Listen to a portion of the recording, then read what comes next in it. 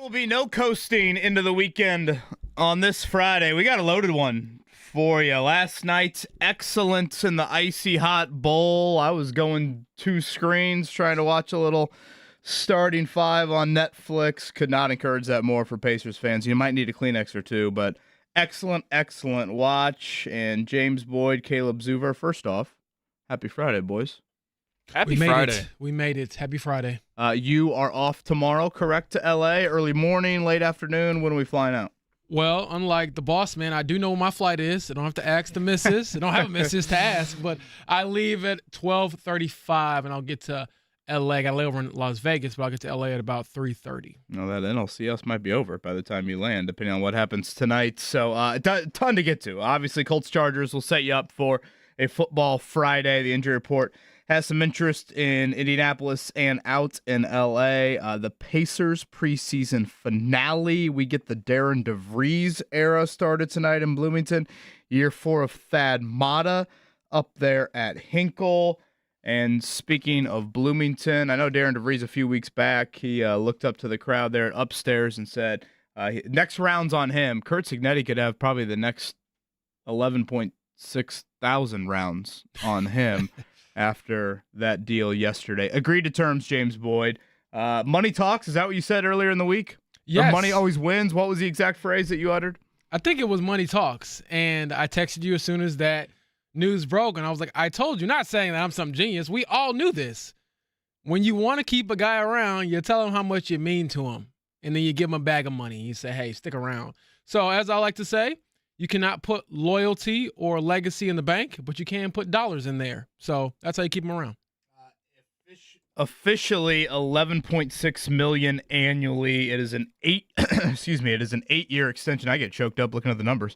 So that is through November 2033. If you look at public university college football coaches, that slots right behind one Kirby Smart and one Ryan Day. It is quite the commitment from Indiana. I have no issue whatsoever. I think Kurt Signetti brings that type of potential revenue into your university. And, Signetti mentioned something the other day of, we're now seeing some donors start to dip their toes, and IU donors this would be, start to dip their toes in the football program and not just be a basketball thing down there. And I thought the Scott Dolson quote in the press release really struck home when he said, as much as anyone, he believed in what was possible with our program, and he's turned that belief into reality. It's hard to argue against that, and it probably has come at the perfect time with how college football has also evolved, in that he was able to bring the JMU crew with him. Not every head coach over the last 25 years has been able to do that. So that has helped, but still, just to act like it's only that, I think would be a disservice to him. So, Indiana fans, I think you can rest easy on this one and enjoy the homecoming route of Michigan State tomorrow. Absolutely. I think that is a good way to kind of summarize what took place, and also just to put it all out there. If he is fired without cause, now I'm not saying this is happening anytime soon, but just the sheer number, the buyout will be $93.5 million, I believe. So that is. Who was my good goat on Monday, boys? My good goat from the weekend? It was the agent. You said fired coach? Oh, yeah, the agent. That's right. Of James Franklin. Yes. It might as well just be the agents of all college football coaches. I mean, seriously. I mean, they like. We were texting a little bit with my family. I think you guys know this, or James, you certainly do. I married into a pretty big IU family, and actually my father-in-law used to be an IU football season ticket holder, and one of my brother-in-laws was like, hey, what do you guys think about the deal? And he's a very kind of money type of guy, and we're just like each other. He's all into the numbers and everything. And sure, in a great world of, hey, you would earn that contract, you would have made the quarterfinal round, the semifinal round, the national championship game. But that's not how the market works with college football these days. No. Your feet are to the fire. You have no choice if you're Indiana. They had no choice because Kurt Signetti's agent, and Kurt strikes me as a dude that can play the game pretty well. Oh, absolutely. Oh, Penn State? You seen the poker face on that guy? Yeah. I forgot that, Grandma had this picture of me in a Penn State jersey from back in the day. Yeah.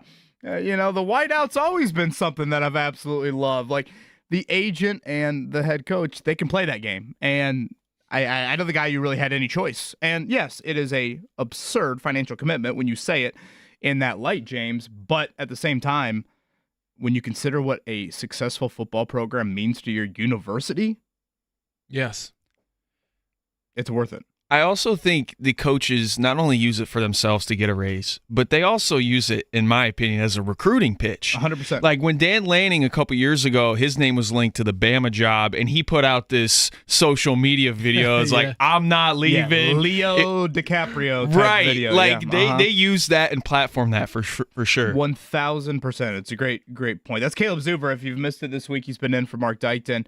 Mark will be back on Monday. Jeff will be back on Monday, but it'll be us three rounding it out. I was really entertained last night, boys. And you know what? Jeff Ricker deserves a lot of credit because I said yesterday, like, is Aaron Rodgers really, like, kind of good again? And Jeff was like, well, he's now 2 years removed from the torn Achilles. And you know what? Rodgers was slinging it.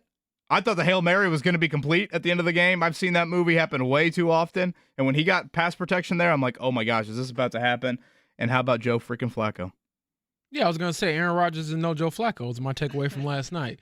Did you hear him talking about the plays after the game? He was like, yeah, on the short week, there were just a few plays out there tonight where he's like, I didn't know if I heard the call correctly. I didn't know exactly what to do. But he's like, I swear we hit on every single one of those plays. And it's like the mixture of the old guy can still play versus like, it's like the childhood backyard football. Okay, we're going to get the football. We're going to run this, just run straight and turn right at that parked car, and then we'll get you, in the end zone. So it was kind of cool to see. And it was a back-and-forth game. And great game. What I enjoyed about it was I kind of knew going into it, or at least the last quarter or so, because of how the score was, I was like, there's no way they can really tie this thing up or go to overtime. It was always just enough distance for somebody to win the game in regulation. But great game, great atmosphere, and I'm sure Jamar Chase is probably like icing his arms and legs after getting, 16 catches last night, 20-plus targets. That is one way I figured that Joe Flacco would ingratiate himself with his new team. You find number one. When this trade happened, I think I said to you guys, like, I love it for Cincinnati. I love that they're attempting something. They're trying to save their season. Is it going to work? Who knows? Is it sustainable? Who knows? But I will say Joe usually tapers off after like 2 games, but for now he's also throwing us some whiteouts that you're right. That are some dudes, and the T. Higgins wherewithal to slide after making that huge catch there late. Yeah. Basically, for those that didn't stay up for it, Higgins makes a great play down the sideline for a catch. He could have ran in the end zone. That still would have given Pittsburgh the ball back with about 90 seconds to go, and probably the lead would have been 6-ish. And instead, he slides. They milk the clock all the way down to like 10 seconds. Evan McPherson hits a chip shot field goal, and they're able to win the game. Great play by Higgins. But, Jamar Chase even said it this past week of like, or maybe it was last week when they made the trade of like, I appreciate the franchise trying something. The Jake Browning thing was probably going to end exactly how you would know. And the thought is, all right, can some way, somehow, we get Burrow back for whatever, 4 games to go in the season, and we'd be within a game of the playoffs. Like, that's the goal. And, Flacco, yes, to your point, James, we've seen this. Maybe it won't last or be as consistent throughout the next 2 months, but he is capable of some efforts like this. And if you watched the game last night, that man, they probably had 3 or 4 drops too. He was slinging it. He was on target. Chase was incredible. 16 even catches, had a like run you in said. there. He had a run. He was turning back the clock a little bit there. So an awesome Thursday night game. Jason Hammer all over the over. Boom. All over old man at the bachelor party Flacco. Over on pass attempts. 2 of 3. Jason Hammer last night on those picks. The Hammer is feeling good after that performance. I usually get a text from him when some of these things hit. Maybe he was celebrating. I was gonna say, is he still with us? Too hard. That man likes to party. Speaking of celebrating, I believe for the Pacers preseason finale tonight, isn't that Rick Carlisle with his daughter, right, at UVA for her formal? Is it Lloyd Pierce tonight? I believe right so. on the sideline. Lloyd. Yeah. So Rick announced this a couple weeks ago. He was not going to coach in the preseason finale for the Pacers. He will attend his daughter's formal at Virginia. I believe Rick Carlisle will join us coming up on Tuesday. So we are 6 days away from their season opener. Did you watch any of Starting Five on Netflix? I did. So if I look very weary-eyed, it's because after that Thursday night game went off, I watched the first episode, and I won't give away any spoilers, but I will say they provide a lot of background on the players and like what has happened throughout their career. It's really not just this season. It adds a lot more context and depth to each character. I was a little surprised by that in a good way, but so far so good. I think it's excellent. I think it's really well done. I cheated. I fast forward through each of them just to watch the Halliburton parts. And then I don't want to share too much today, but the final episode is pretty much all about the NBA Finals. And it works because, again, of the 5 players featured, SGA and Halliburton are 2 of them. And I'm sitting there last night, and I thought about throwing in the towel, and Maddie Bowen's like, we're not, no. We're watching this. She was locked in. Now, a lot of it is about his relationship with his now fiancée, Jade. And again, it's so well done. I'll share maybe a thing or two throughout the show. I don't want to share too much because I think Pacers fans should watch it and will watch it, and they don't want to hear, spoilers by any means, but just really, really well done. Again, the Starting Five documentary out, 8 episodes on Netflix, about 45 minutes each, although the final one had me midnight oil in it last night, as it was an episode that you had to watch all the way through. On the other side, what is the Colts injury report heading into this Friday? I feel weird playing so much Jim Harbaugh audio throughout the week, but I think for a lot of Colts fans, it is one of the more special seasons out there. Maybe it was the first time you became a fan of the Indianapolis Colts. Harbaugh had some great comments on that 95 season in true Harbaugh fashion. Maybe we'll play that coming up a little bit later in the 7 o'clock hour. I'm Kevin Bowen. That was the voice of James Boyd. Caleb Zuber's been outstanding all week long. He's on the 1s and 2s. It's us 3 getting you to 10 o'clock here on this football, basketball, hell, volleyball last night over at Gamebridge Fieldhouse. We got a ton. Final night of high school football for the regular season. We got you covered right here. 93.5, 107.5 The Fan.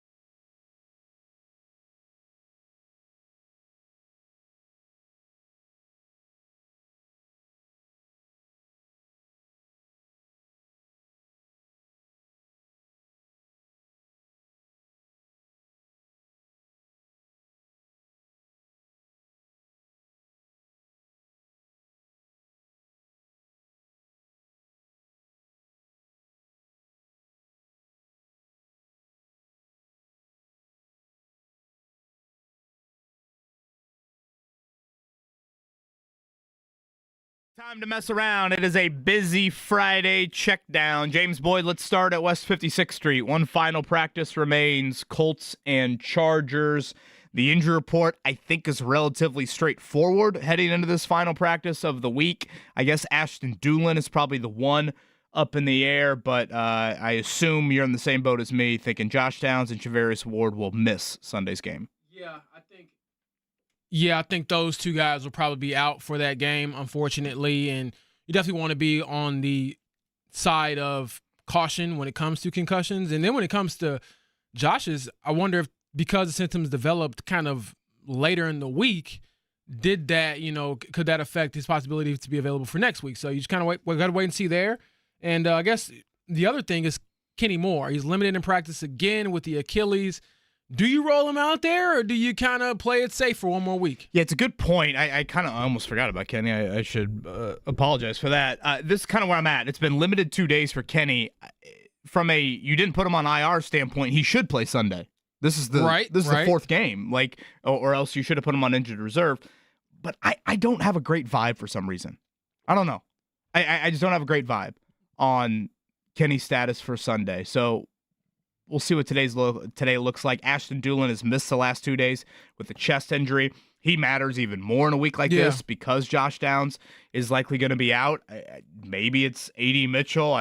You could promote somebody from the practice squad. Preseason folk hero Coleman Owen and Laquan Treadwell are both on the practice squad if you want to go that route. Chargers starting to get a little healthier. I still think offensive tackle-wise, we'll see. Joe Alt did return to practice, their stud tackle, but he's missed multiple weeks, so is 2 days just enough for him? So again, the Colts a slight favorite. Have you guys seen the jerseys the Chargers are rocking? I have not, actually. I believe they call this Charger Power. It's all gold. It's quite the look. Those ones? Okay. It's quite the look for the Chargers here coming up. You don't sound like Sunday. a big fan of it. Brace yourself, I think, especially for I can hear my eyes. I can hear my mom and dad crying to the TV, having to watch that. All right, tonight or I shouldn't say inside of Gainbridge Fieldhouse, down in San Antonio, the Pacers' final preseason game. They're taking on the Spurs. James, last year in the preseason finale, they did play their starters 25-ish minutes. Yeah, so that's a good run for them. But you got roster decisions coming up on Monday. It sounds like we should see the preseason debut of Ben Shepherd. He has been out. Anything in particular you want to see tonight? Can your center score? Let's just start there. And not foul? Yes. Goal of basketball is to put the basketball through the goal. So I do think that is something we have to pay attention to, because as much as we want to talk about Benedict Mathurin and Andrew Nembhard, those centers, although I do think it's a step back from what you had last year with Miles Turner, you want to see more from them, especially if you consider it to be a committee. You can't have, 3 or 4 guys, all of them not really playing well at the same time. Again, Thursday, the Thunder will be inside of Gainbridge Fieldhouse. That will be the regular season opener, game 1 of 82 for this year's version of the Pacers. All right, college football for this weekend. I guess the games take a little bit of a backseat approach when you have the news item from Bloomington yesterday. Announced late in the afternoon, it is an 8-year extension through the year of 2033 for Curt Signetti. Agreed to this $11.6 million. If you needed Signetti's words, here they were, released by Indiana yesterday. My wife, Manette, and I love Indiana University, Bloomington, the state of Indiana, the people we've met. We have very strong feelings about President Whitten and Scott Dolson. And, we've accomplished a lot here in a short amount of time, but still have a lot of work to do. So I couldn't be more proud to be a Hoosier, and I plan on retiring as a Hoosier. And the way that this state has embraced us and our success in football has meant more to me than anything else. So I just wanted to get on camera and let you know that Curt Signetti is going to work daily to make Indiana the best they can be. Inject that into your veins there, IU faithful. They will have Michigan State coming up on Saturday. That is a 4-touchdown favorite there. Homecoming in Bloomington. I think I misspoke yesterday. Purdue is 3 o'clock tomorrow. That spread continues to shrink. At Northwestern, it's less than a field goal. Purdue as an underdog, and we'll see how Mother Nature reacts up in South Bend tomorrow night. Potentially some rain, potentially some wind in the forecast. It is Notre Dame taking on Southern Cal in what is a massive game for the Irish. Have to win to keep their playoff hopes alive, and this could be the final time these two teams play for the foreseeable future. We'll see about the future of the rivalry, very much up in the air. Thursday Night Football last night, one of the best games I've seen really this year in the NFL. You had the icy hot bowl of Joe Flacco against Aaron Rodgers. James, I thought both quarterbacks are great. I know Rodgers threw a couple picks, but I was very impressed. The second interception was incredible. By both of them, The play on the ball. Yeah, DJ Turner, that was outstanding. It counts as an interception for Aaron Rodgers, but you're not going to see that probably again this season where the guy just sticks his arm in there right before the sideline and rips it away from DK Metcalf, and it's a pick. But, yeah, to your point about the quarterback play, it was as if it was 10 years ago, and these guys were with their former teams. You know, you got Aaron Rodgers playing like he was when he was an MVP for the Packers, and then you got Joe Flacco turning back the clock and looking like the guy who led a team to the Super Bowl. So no wonder Mike Tomlin was so upset to have one of his division teams offer up Joe Flacco to start. And as you pointed out with last night's result, that leaves one AFC South team with one loss. One AFC team. Excuse me, AFC team. I don't know why I said AFC South. Yes, one AFC team, and that would be the Indianapolis Colts. Did I jinx them? No. Okay. I mean, I don't believe in jinxes. Yeah, I got a couple of people who are like, only for a couple of days until I'm like, all right, relax. Can you enjoy the next couple of days then? Yeah, again, you can't be reading social media mentions and acting like all of a sudden everyone's going to agree on something there. Agree with me. Major League Baseball last night, the Dodgers, they're on the brink of it now. Tyler Glasnow, former Indian, pitched very well for them. Feel bad for Joel A. Erickson. 3-0, the Dodgers lead. It's been all road teams in the ALCS. The Blue Jays get it done. Did see Max Scherzer telling John Schneider, you go back into the dugout, and I'm going to stay on the mound here. Very Scherzer-like moment there. The Blue Jays get it done. So 2-2 in that series. Again, college basketball tonight. It'll be the Darren DeVries era. Sounds like some injuries still there in Bloomington, so a little bit of a shorter rotation. He did say yesterday he's been pleased with the defensive improvement from their trip to Puerto Rico and their ability to share the basketball, which he thinks will be uber important because maybe not a lot of one-on-one creators on this year's Hoosiers team. And again, Thad Matta welcoming Micah Shrewsbury back into Hinkle Fieldhouse. I saw Gordon Hayward was at practice yesterday. Did he have gym shoes? New role. I don't know if I saw the shoes laced up or not. Gordon, brother, you come back. You got to show the kids I used to do this for real. I'd watch a little one-on-one between Gordon Hayward and Michael Ajayi. Absolutely. And so it'll be Butler and Notre Dame. Brad Stevens' son, Brady. I assume Brad will be in the building tonight. But Brady Stevens, a walk-on there for Micah Shrewsbury at Notre Dame. And the Purdue women's volleyball team getting it done last night over Gainbridge Fieldhouse 3-1 in the Monon Spike match over Indiana. It is our final regular season night of high school football. Weather looks to be great. It's honestly been a great weather year for high school football. Dominic Miranda on the other side. Greg Rakestraw at 8. Matt Taylor at 9. It's myself, Kevin Bowe, and James Boyd. Caleb Zuber getting you to 10 o'clock right here on The Fan.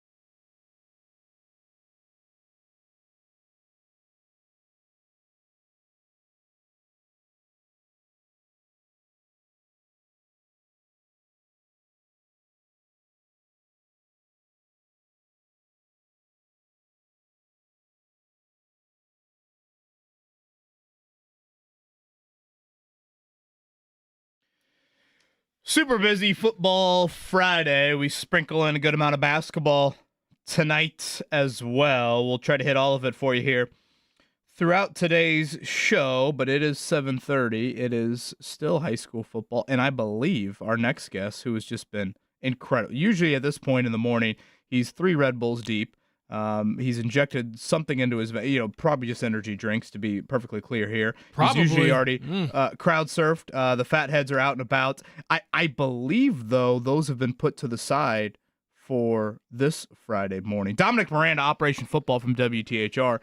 He joins us here on the Payless Liquors Hotline. Are you on your couch right now? Is this a calm Friday? He's in a snuggie. No, absolutely not. I will be moving forward, but I'm at the station right now. This morning, yes, because it is true, sadly and unfortunately, Operation Football Sunrise Kickoff has come to an end. But it was our most epic season yet, by far, bar none. We did a end-of-season recap this morning in studio. We will be delivering the 2025 Spirit Award trophy next week, so we pushed ahead to that. And after a little montage our editors put together, it just went to show what a great season it was. Appreciate all the schools involved this year. Awesome every single morning. But yeah, I have to get up every Friday morning now. So I'm excited. I'm excited about it personally. I love it. Now, again, we're doing this show from 7 to 10 a.m., so I'm not maybe totally up to date. Our morning anchors on Sunrise are who right now? That would be Julia Moffitt and Julia Brooks. Okay, so did they lift you up? Did you crowd surf with them this morning? There had to be something, right? No, they did decorate the studio, though. I'm about to tweet the video, or about to put the video out on social media here after we conclude.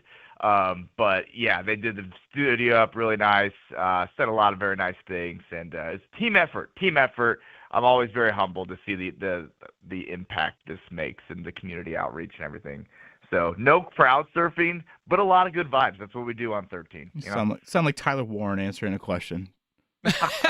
Dominic Miranda. Well, I'm just picturing Dominic Miranda right now in his snuggie, calling us and letting us know that, hey, I am warm, I am indoors, and I am, preparing my body and spirit for later this evening.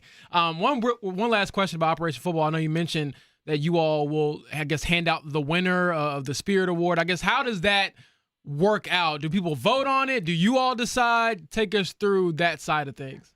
Okay, so as we talked about throughout this season, new this year was the Operation Football Sunrise Kickoff fan vote in the morning to decipher where we would be going, which was a raging success, I might add.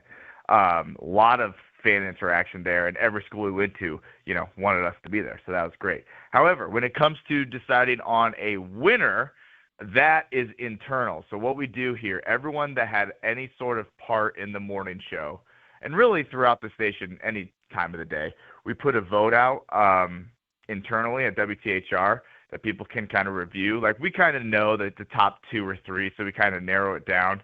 It's pretty easy to tell throughout the year. And then we kind of decide on a vote. But I'll tell you, this year, it was close, but I think we knew who was going to win for the last handful of weeks. So I won't reveal it right now, but I will say I think we've come to a conclusion on who the winner will be, and deserving winner. There was a couple schools that absolutely would have earned it, but that's kind of how we come to a decision. It's not like me, just executive decision or anything.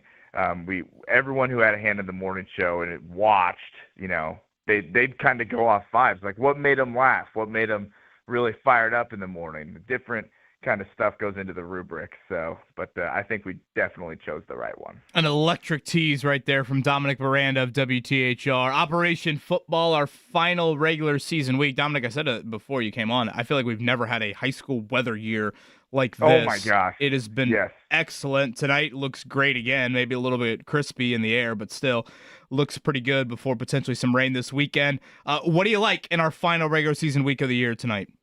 Well, I like the weather, like you just said. I mean, my goodness, it picture perfect every single week. I mean, last week was the first week that there was even a chill, which I'm here for. I'm a fall weather guy. I'm an autumn myself, if I might say so. But anyway, great. That's the most DePaul thing you've ever said. There you go. Exactly. Go Tigers, by the way, undefeated, ranked 11th in the Division III. So great week in store. and setting the table for sectionals, at least small school sectionals coming up next week. But our game of the night, and we're giving some love to Bloomington. We're getting Bloomington South on the airwaves, all right? Ranked second in Class 5A. Center Grove paying them a visit. That's right. We'll be taking our show on the road to Bloomington. They are in our DMA after all. We got to show them some love. Thought what better week than the last week of the regular season. So Center Grove coming off a crazy win against Lawrence North. Every single game Lawrence North is involved in, by the way, is crazy. They are like the epitome of what growing up Big 12 football was with, Geno Smith playing Bryce Petty or something. Yeah, Cliff Kingsbury at Texas Tech. Yeah, that is correct. So really good stuff. Center Grove bounced back. They're looking to end the season with just one loss. Bloomington South is 8-0, but have they played anybody to the level of Center Grove? I suspect not, so that should be a fun game. Cathedral visits Warren Central. These are two 5-3 teams who are better than 5-3. Cathedral is responsible for Center Grove's only loss of the season, so very excited about that. Warren Central, 2 back-to-back tough losses. The first one was Lawrence North, like I said, crazy game, and then Carmel just looks ridiculous. So excited about the Greyhounds, and we got them on the old tube as well. Visiting Lawrence Central, who's no slouch. HSE is visiting Brownsburg. HSE was responsible for Brownsburg's only regular season loss last year. So the Bulldogs, as if they needed any more motivation to finish a perfect regular season, well, the Royals thwarted them of that goal a season ago in the last regular season game. So I think that Brownsburg rolls in that one because they're going to be upset about that. Plainfield and Martinsville, another good one in 5A that I like. Plainfield lost to Whiteland last week. Big win for the Warriors. And then Ben Davis North Central we got as well. So solid slate, and I cannot believe we're about to be complete with the regular season. It's been a fun year. Really good football this year. Really, really good football all the way through. So tune in tonight. We'll be at Bloomington South 5-6, and of course we'll have all the action for you and recap at 11 o'clock Eastern Standard. Dominic, is that Brownsburg team just a cut above? I know they're going for their second straight state championship, but this year seems like they might even be better than last year. I didn't think it was possible because watching them last year, I'm like, oh my gosh, they are good. And that state game against Westfield was a classic. And the regular season game, Westfield and Brownsburg this year, was classic as well. They are a cut above. The only team that I feel things the way I feel when I watch Brownsburg is Carmel this year. Big credit to Kevin Wright and company. I mean, the turnaround has been great. He's a cut above as far as head coaches go, clearly. But Brownsburg, man, yes, they're good. 10 of 11 starters on offense back is the number I heard thrown around. Oscar Fry slings it. Brandon Sharp's a stud. They got a slew of running backs too.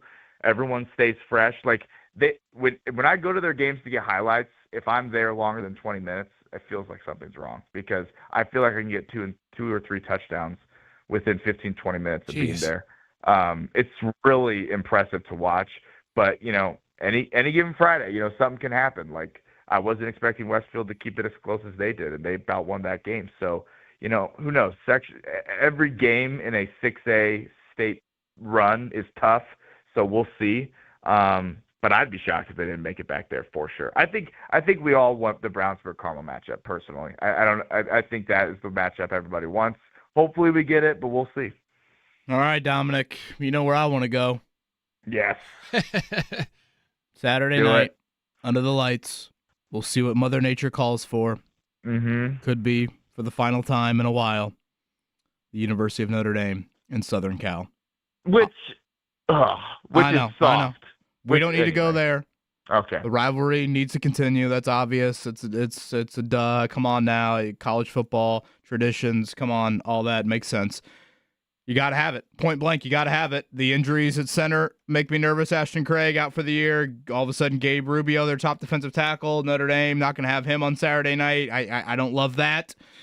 I'm sweating thinking about it. Your thoughts? Yeah. No, it's nerve-wracking to be sure. I do think Mother Nature playing a role actually plays in Notre Dame's favor. I would agree. Right. Because, just like a matter of grittiness, I don't think I need to say any more. I mean, Marcus Freeman said it. If snow is going to deter you from coming to Notre Dame, then you're probably not a Notre Dame guy. i.e. if you need to play in warm weather like the California soft guys over there, that's fine. You can do that, but you're not a Notre Dame guy. What I will say is Rubio being out is super tough. Craig, tough luck for him back-to-back seasons with the injury bugs. But this defense seems, to me anyway, to have found something in the past few weeks. Chris Ash is getting better and better. You know, I heard on the broadcast, and this is the first time I heard this, his family still lives in Florida because he was a part of the Jaguars staff last year. So, like, just from a personal human level, like, probably a tough transition in his first year, not trying to give the guy too many excuses here. But just as, like, a human, that's got to be tough. So they were talking about that on the broadcast. But anyway, be that as it may, gotten a lot better on the defensive side of the ball. I still have some questions on the back end, however, and we got to get home. So Rubio being out is tough. But if it's going to rain, if it's going to be a matter of gritty and violence and physicality, like, advantage Notre Dame, especially when you have Jadarian Price, who needs to quit fumbling, by the way, and Jeremiah Love in the backfield. CJ came back down to earth the last few weeks, but if you watch him and don't think that he's going to be playing on Sundays after next year, then I don't know what to tell you, and I can't help you. That guy has the it factor, the way the ball comes out of his hand, the way he goes through his progressions, his poise, everything about him screams NFL quarterback one day. So he's probably going to win the Heisman next year, if not this year, because if they win this game and go on a run, he's going to be in the conversation. I promise you that. And Jeremiah Love will be too. But when it comes to this game, hold them under 20. A lot easier said than done, but hopefully Mother Nature helps in that regard. I think Notre Dame gets it done. Home field advantage is huge, and put a sour taste in the Trojans' mouth. Make them never want to come back part of this rivalry, even though they should. And if they don't, it's soft. But I think Notre Dame gets it done, but I share your nerves. This is the biggest game of the season to date. Gosh, I want to headbutt you. I feel like we should have some cones in the studio so you can do some drills or something after he just gave you that pep talk. Like a great just third down pass block set right here from Dominic Miranda, looking like Joe Alt, looking like Quentin Nelson back in the day in South Bend. Right. Absolutely excellent. I am thrilled. Our combos will continue throughout the playoffs. Like you said, small schools will get going next week playoff-wise. We'll sprinkle in 5A and 6A after that. And the great Dominic Miranda, WTHR Operation Football, with us here on this Friday morning. Sir, enjoy tonight, enjoy tomorrow night, and have a great weekend, brother. Hey, always appreciate it. You guys are the best. Let's have a great Friday, great weekend, all right? The Dominic Chat's brought to you by FAFSA. Fill in the FAFSA helps your child access nearly $400 million in Indiana financial aid, including the 21st Century Scholarship. Also unlocks federal grants and scholarships for college or career training. Visit studentaid.gov or learn more, indiana.org/FAFSA to get started. Don't wait. Secure your child's future today. Excellent year with Dominic Miranda. And boy, weather has been outstanding. Again, pretty good slate here in the final week of high school football. And we'll get things started playoff-wise. Pretty much, I think it's all 1A, 4A. I think there's maybe a 5A matchup or two next week with the playoffs. And then we'll get the big schools involved after that. I'm excited for it. This is always, as a former high school sports reporter, this was always such a fun time of the year, busy time of the year. So shout out to Dominic Miranda, Kyle Neddenrep from Indy Star. I'm sure will be out and about along with a bunch of other writers and stringers. And so these are the stories that kind of, for a lot of kids, it decides what your high school legacy will be as an athlete. And most of them we know will not be playing at the next level. So this is do or die time. So you got to make the most of it. Speaking of the kids, I would say one of my earliest sports memories got refreshed this week, courtesy of one Jim Harbaugh. I want to make sure we played this here. Obviously, Colts and Chargers coming up Sunday, 4:05. The Colts a slight underdog in this one. And, the Colts moved here in 1984. And, for, I guess, our little bit of our older audience, they know full well, 1984 to 1994, the Colts weren't good.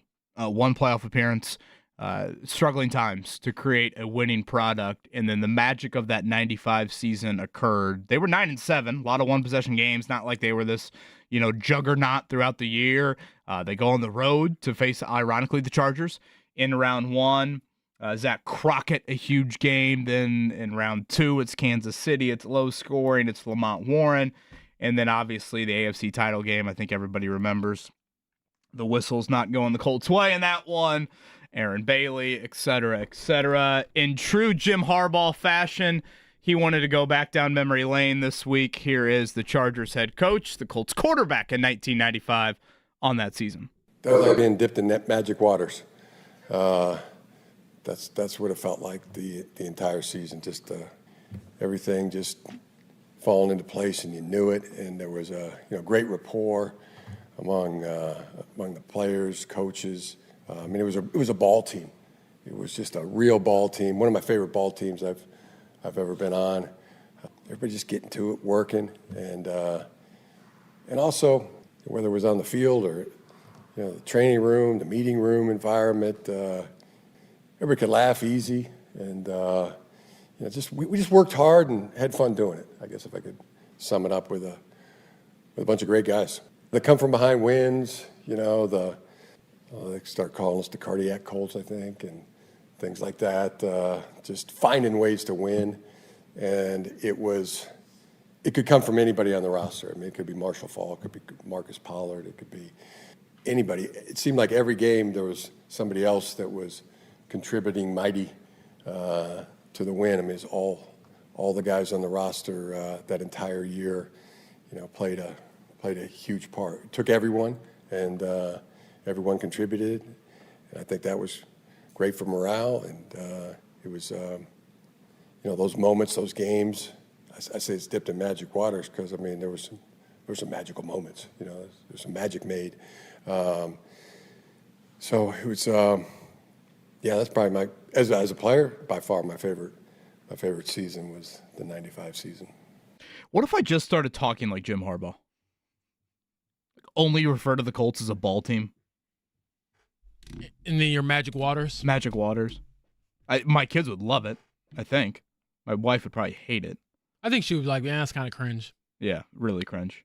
In all seriousness, I tweeted out that video yesterday, James, and again, that's probably my first sports memory. Like, I can still see Harbaugh and the Hail Mary. Like, I can see that right now in my head. But I could not tell you how many people reached out when I tweeted out that video yesterday and saying, that's when I became a fan.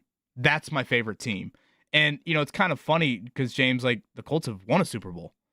They've gotten to another Super Bowl, and yet that's the team. It a little bit, I think, Pacer vibes from last year of the cardiac nature and the underdog story and not totally expecting to be there. I know you didn't grow. Hell, you weren't even born in '95. Were you born in '95? Yes. Literally? The end of '95. That year? Okay. Yep. So you have vivid memories, of course. Oh, yeah. I remember everything. I remember my first steps, by the way. I think even, like, you've heard a little bit about that team. Well, yeah, for me, it's always like, why is he in the Ring of Honor? And people are like, how dare you? Yeah, How dare you bring that? No. Like, people do have that question. Like, why is Jim Harbaugh played for the Colts for 4 years. Yeah. 94, 95, 96, 97. Right. Why is he in the Ring of Honor? And it's a great question because statistically. Oh, dude, I got killed for suggesting, oh, man, does, Shaquille Leonard possibly get in the Ring of Honor? No way. He didn't play long enough. I'm like, wait, what happened during this 4-year stretch? But then you get the backstory there. You're like, a little different. Yeah. And again, I can remember Crockett going off against the Chargers and then a really low-scoring game with the Chiefs that next week. And so many changes. I know people play the what-if games, here with this NBA Finals run. Game 7, I know a lot of people do. And was reminded last night watching Starting 5 how big of a sourpuss I was the Monday after Game 4. I think you and Jeff thought about carrying me to my car after that show there. But there's some what-ifs of that AFC title game, too, which, when you're 9-7 and you're on the road to start the playoffs, you don't think of being a play away of making it to the Super Bowl. But pretty magical run, and the Colts will see Jim Harbaugh coming up on Sunday. You saw me wearing my Let Her Rip shirt on Monday, right, Kevin? I love that. That was one of the big sayings from that 95 year. Caleb's an old soul. He is. He is an old soul. Biggest advantage for the Colts on Sunday is where, James? It's a great question. I think your biggest advantage, it's possibly that their offensive line is banged up. More so than Jonathan Taylor against that run defense? I could lean there, too. I guess I was looking for, like, something that was kind of underlying. I mean, JT is JT. This guy could probably go off for, I feel like he's due for a 20-yard game at some point in the season, right? So I think I'll probably start there. But if I'm looking for more things that are, like, less in your face, it's probably that offensive line when it comes to this Colts pass rush. If you're ever going to have an opportunity to get after the quarterback, it should be this week. Going through some numbers yesterday, and Justin Herbert, as great as he's been, he has been pressured on 41% of his dropbacks this season. That is the third highest rate of anybody in the NFL. And if you look at those particular pressures, 48% of those have been in under 2.5 seconds. So again, Latu. You're looking at, Ebukam, Kwity Paye, Tyquan Lewis. Those guys should be getting some pressure and should be getting home and getting at least a couple of, sacks or pressures on Justin Herbert to keep him kind of off kilter. Again, coming up on the other side, Greg Rakestraw going to join us, Matt Taylor at 9 o'clock. We've got plenty to get to here. It's not just football. It's a busy night of hoops as well, so we'll get you set with all of it. Kevin Bowen, James Boyd, Caleb Zuver, happy Friday, everybody. Thanks for tuning in right here to 93.5, 107.5 The Fan.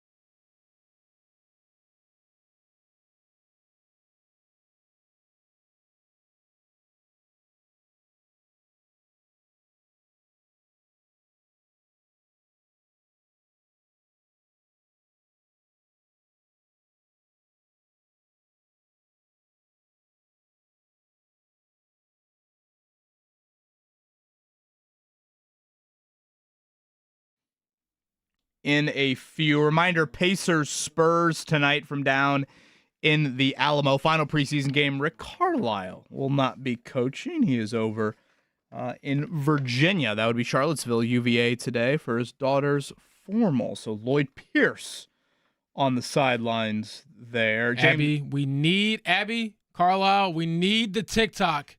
Okay, this is the only time you got to butter him up. You're his child.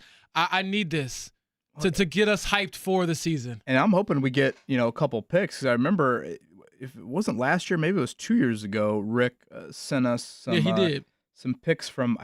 If I have it correct, I think it was a petting zoo party that he attended with the UVA crew.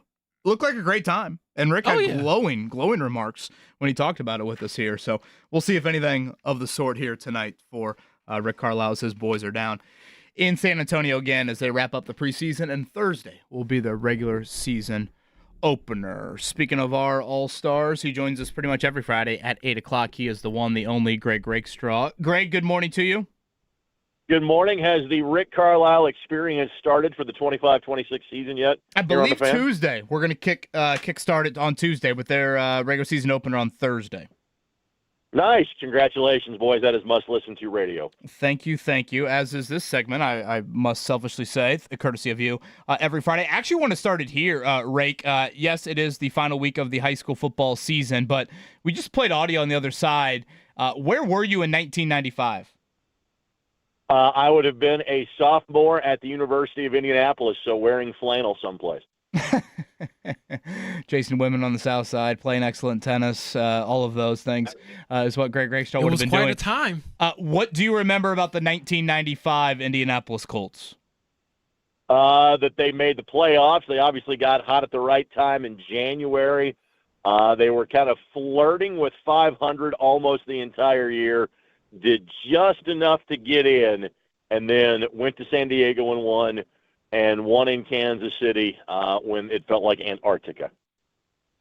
Yeah, that was they've had a couple of really cold playoff games, if my memory serves correct. I think one of those Peyton years, it was freezing at Arrowhead or at whatever the old one was, Kansas City as well. How do you view Sunday? Do you view it as a measuring stick a little bit more, considering who you're playing quarterback-wise, and just overall? I think the Chargers are probably one of the better teams you've faced, or do you look at it in a different light? No, this is absolutely a litmus test sort of game, just like the Rams game was, and that was a game where, the Colts learned some lessons. But this is obviously, and this is the case for virtually everybody, and this applies to the Chargers as well, even by the time you get to week 7, it becomes injury roulette. It becomes survival of the fittest. And no Mooney Ward, or unlikely Mooney Ward, you would think. What does the defensive back rotation look like? Do we see Kenny Moore coming back? And then now from a wide receiver standpoint, obviously Josh Downs, you know exactly what you're getting every Sunday with him. I'm not sure he's playing this week. Ashton Doolin, while he wasn't heavily featured last week, you know that his number is ready when he needs to be. Well, maybe he's not playing, and that obviously have a massive effect on special teams too. So, yes, this is a test for the Indianapolis Colts because of the caliber of team they are playing, who are going through their own injury issues, especially at the tackle position. But we have already gotten to this point in time in the year where almost whom you have is just as important as to whom you are playing. So, Rake, when I tell you the Colts are the only team in the AFC with just one loss, what is your reaction to that? And maybe how surprised are you considering what you thought this season would look like coming into the year? We thought the Colts could get off to a really good start this year. I don't think anybody expected this. Nobody expected this offense to be this good. And clearly from a defensive standpoint, we have kind of seen things in flashes. But the fact, if you say the Colts independently have the best record in the AFC, that gets your attention as worthy of praise. No doubt with that. The storyline to me, though, is the fact that the Colts are the only team in the AFC with one loss. That everybody is so similar. Everybody is so beaten up and beats up on each other so much that we are going to the 7th week of the season in a conference, and you've got a team that has a loss. That is crazy to me. Greg Rakestraw with us here, ISC Sports Network. Rake, where are you to close out the high school season tonight? Going to see HSE in Brownsburg. So our second chance to have the Bulldogs on my Indy TV, and obviously a deserving number one team in the state, being the defending 6A champs, having not lost so far this season. And from an offensive standpoint, as good as any team in the state of Indiana, and clearly having numerous Division I level talents on that team offensively as well. Defense, I think they're getting better. It's a bit of a work in progress, but Brownsburg is clearly amongst the 2 or 3 best teams in the state, if not the best team in the state. It's a credit to him that I even offer this up to you. It might be outdoors, it might be indoors. Your favorite David Bell Warren Central memory was what? Again, for a guy that played in the National Football League and was an outstanding football player, got to be the shot against Romeo Langford in New Albany, correct? Has to be the semi-state game, and not just because of that Warren team going undefeated, but the amazing atmosphere that was a part of that day. You know, knowing that it was 8,000 strong at Seymour. Frankly, if they could have played in a bigger venue, you know, that might have been the equivalent of the Damon Bailey game at, you know, the then Hoosier Dome. If you'd have played at Lucas Oil, you might have gotten 40,000 for that game because the demand for tickets was so insanely crazy.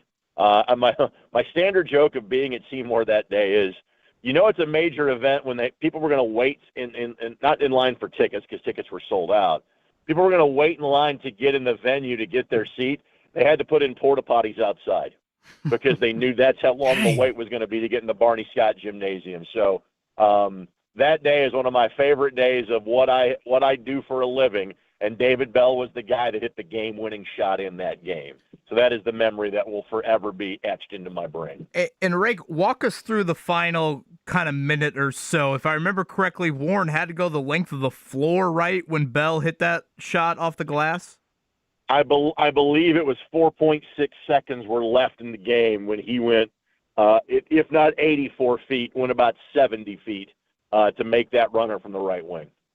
Yeah, I'm looking at the video now, and he looks so young in this video. That's great stuff. Rake, I know when we talk every week about this, and I'm just fascinated by it because I just think it's absurd, the numbers that Miles McLaughlin is doing down there for, you know, this team in Knox. And so what's the latest on his chase to be Indiana's all-time leading rusher? Well, he got a night in front of us last night. He played the rare Thursday night games. They were playing Bowman Academy, and Bowman does not have their own field. So to get the field they wanted to use, they played Thursday night. So Miles in 11 carries had north of 270 yards. He has become the second Indiana running back and 11th in the history of high school football in our nation to rush for over 10,000 yards. So he is about 700 yards away from Charlie Spiegel. I want to say Charlie's is 10, 8, 70 something in that range. I think Miles is a little over 10-1 at this point for his career. So in theory, he could easily break that within 2 games. Now, I don't have Knox's sectional path in front of me, but his rushing total is already in for this week, and legitimately given his pace, he is 2 games away from breaking a record that almost everyone thought was an unbreakable record. One of our favorites. We talk with them pretty much every Friday at 8 o'clock. Greg Rakestraw with us here, of course, Colts postgame show host. And the news item of yesterday, probably in our state, was the contract extension for Curt Signetti. Again, $11.6 million annually. Rake, that slots him, I believe, third among the public schools. I think that's higher than Marcus Freeman. I don't know. I'd have to go back and double check that. But through 2033, as Indiana wastes very little time after the Oregon game and with the Penn State opening to give him a second extension here upon being hired, of course, less than 2 years ago. Your thoughts on the commitment from Indiana University towards their football coach? I'll use initials so Caleb doesn't have to have the dump button ready. Indiana University did a great job of avoiding FAFO. I think you know exactly what I'm inferring there. Just if you are having success, don't mess with it. Play offense. The This is not just because, hey, look at that win against Oregon. It's, hey, Penn State fired their coach. Hey, Kurt Signetti is from Pennsylvania. Hey, let's make sure he stays here. This is the price of doing business. This is when you play big boy football. And we talked about this last week in terms of some sort of revenue disparity between Indiana and Oregon and Phil Knight's money. Well, somebody's got Phil Knight money around Indiana, and it's going to Kurt Signetti. So Zach Osterman's piece in the Star was great in terms of just how much, revenues have increased, just how much spending has increased. But you choose to be in the Big Ten. You choose to be competitive in football. This is the type of scratch you have to spend when you are now consistently a college football playoff team. And in my mind, doing it back-to-back years makes you consistently a college football playoff team. This is the price of doing business these days, and Indiana is here to do some business. Rake, last one I got for you before we let you go. I know girls basketball season is about 2.5, 3 weeks away. Boys basketball around the corner as well. Do you start getting a little tingle around this time of the year, knowing that this is what you do, man? I feel like at this point from here on out, I might see you every 3 days for the rest of the calendar year. Yeah, I was going to say that I'm not sure if it's a tingle or if it's the sound of like the avalanche coming, one of the two. So, I mean, here's the crazy thing, guys. I'm sure you have plugged this at some point in time. Butler basketball on Fuego 92.7 tonight because of playing Notre Dame. Indiana University, they still play basketball there. They have an exhibition against Marion. And so, yes, the high school basketball season from a girls' standpoint really starts 2 weeks from Monday, but the college basketball season starts 2 weeks from Monday. Heck, at ISC, we're producing a college basketball game next Friday night. So it's here, man. Even though, I'm still like wearing flip-flops out and about because it's so warm, but it's college basketball season, which means it's high school basketball season, which means I'll see my kids like the next couple of weeks, and then I'll see them again in March. So just kind of the passing of the time on the calendar, I suppose. A wrinkle into this, listener Joe reached out and said, I paid $100 for 2 tickets to that New Albany-Warren game. He said you were selling tickets for a benefit, and that was his donation. He said he drove up from New Albany to pick up the tickets from you. Hoosier hysteria. That is my buddy Joey that listens to the Fan every day from New Albany / Floyd County. And his dad, I guess technically was my uncle by marriage for many years. And his dad, Joe, was one of my favorite people that walked the planet. So good morning, Joey. I'm glad you're tuning in today. I love it. Rake, have a blast tonight, HSC in Brownsburg. And we'll be continuing these during basketball season. You got it, fellas. We'll talk soon. That is our favorite, Greg Rakestraw, right there on the Payless Liquors hotline. As he points out, James, yes, tonight up at Hinkle, you've got Butler, Notre Dame. Saw Gordon Hayward visited Butler at practice yesterday. Again, he's now in one of these, I don't know, I say managerial roles. That might be too much credit, but we're seeing some ex or current NBA players do this with their former colleges. But you could see the background of their new ribbon board, new video boards. Looks awesome. Yeah. Up there at Hinkle. So, again, that's tonight. In Bloomington, tonight is the debut of the Darren DeVries era, and I was kind of reminded of this when DeVries spoke with the media yesterday. So they'll play Marion tonight. We've seen this now for the last couple of years. Obviously, Pat Knight's presence at Marion, Steve Downing, of course, the AD there, probably helps this game. IU will then play Baylor next week in an exhibition, and DeVries has not messed around with this non-conference schedule. They play Marquette the second game of the season.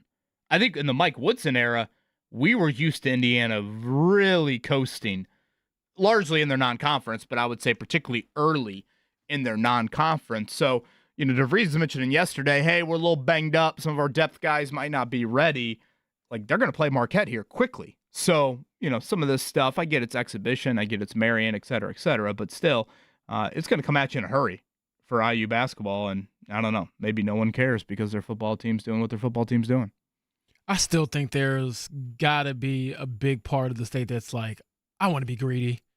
We've got our football back, but basketball, to a lot of, I would say, fans, that's probably their introduction to IU fandom and love is, those basketball runs from yesteryear. So excited to see that new offense down there. It should be a little more I think, modernized with the three-point shooting and things of that nature. So Darren DeVries, man, I guess you don't have like a hard act to follow with the way that Kirk Signetti has turned things around for the football program. Maybe on the other side, we'll give, I don't know, a snippet or two from you and I both consuming some level of the Starting Five Netflix documentary last night. Again, this is featuring Tyrese Halliburton, one of the 5 NBA players on it. There's 8 episodes.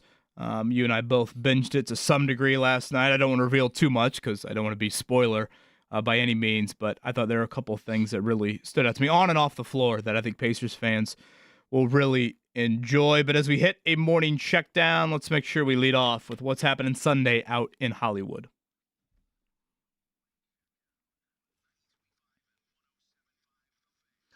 All right, James, as we sit here on this Friday morning, 4 Colts have yet to practice this week. Those 4 would be Tyler Goodson. Looks like continued absence for him in that groin injury. Ashton Doolin has missed the first 2 days of practice with a chest injury. And then 2 guys in concussion protocol, Josh Downs and Charvarius Ward.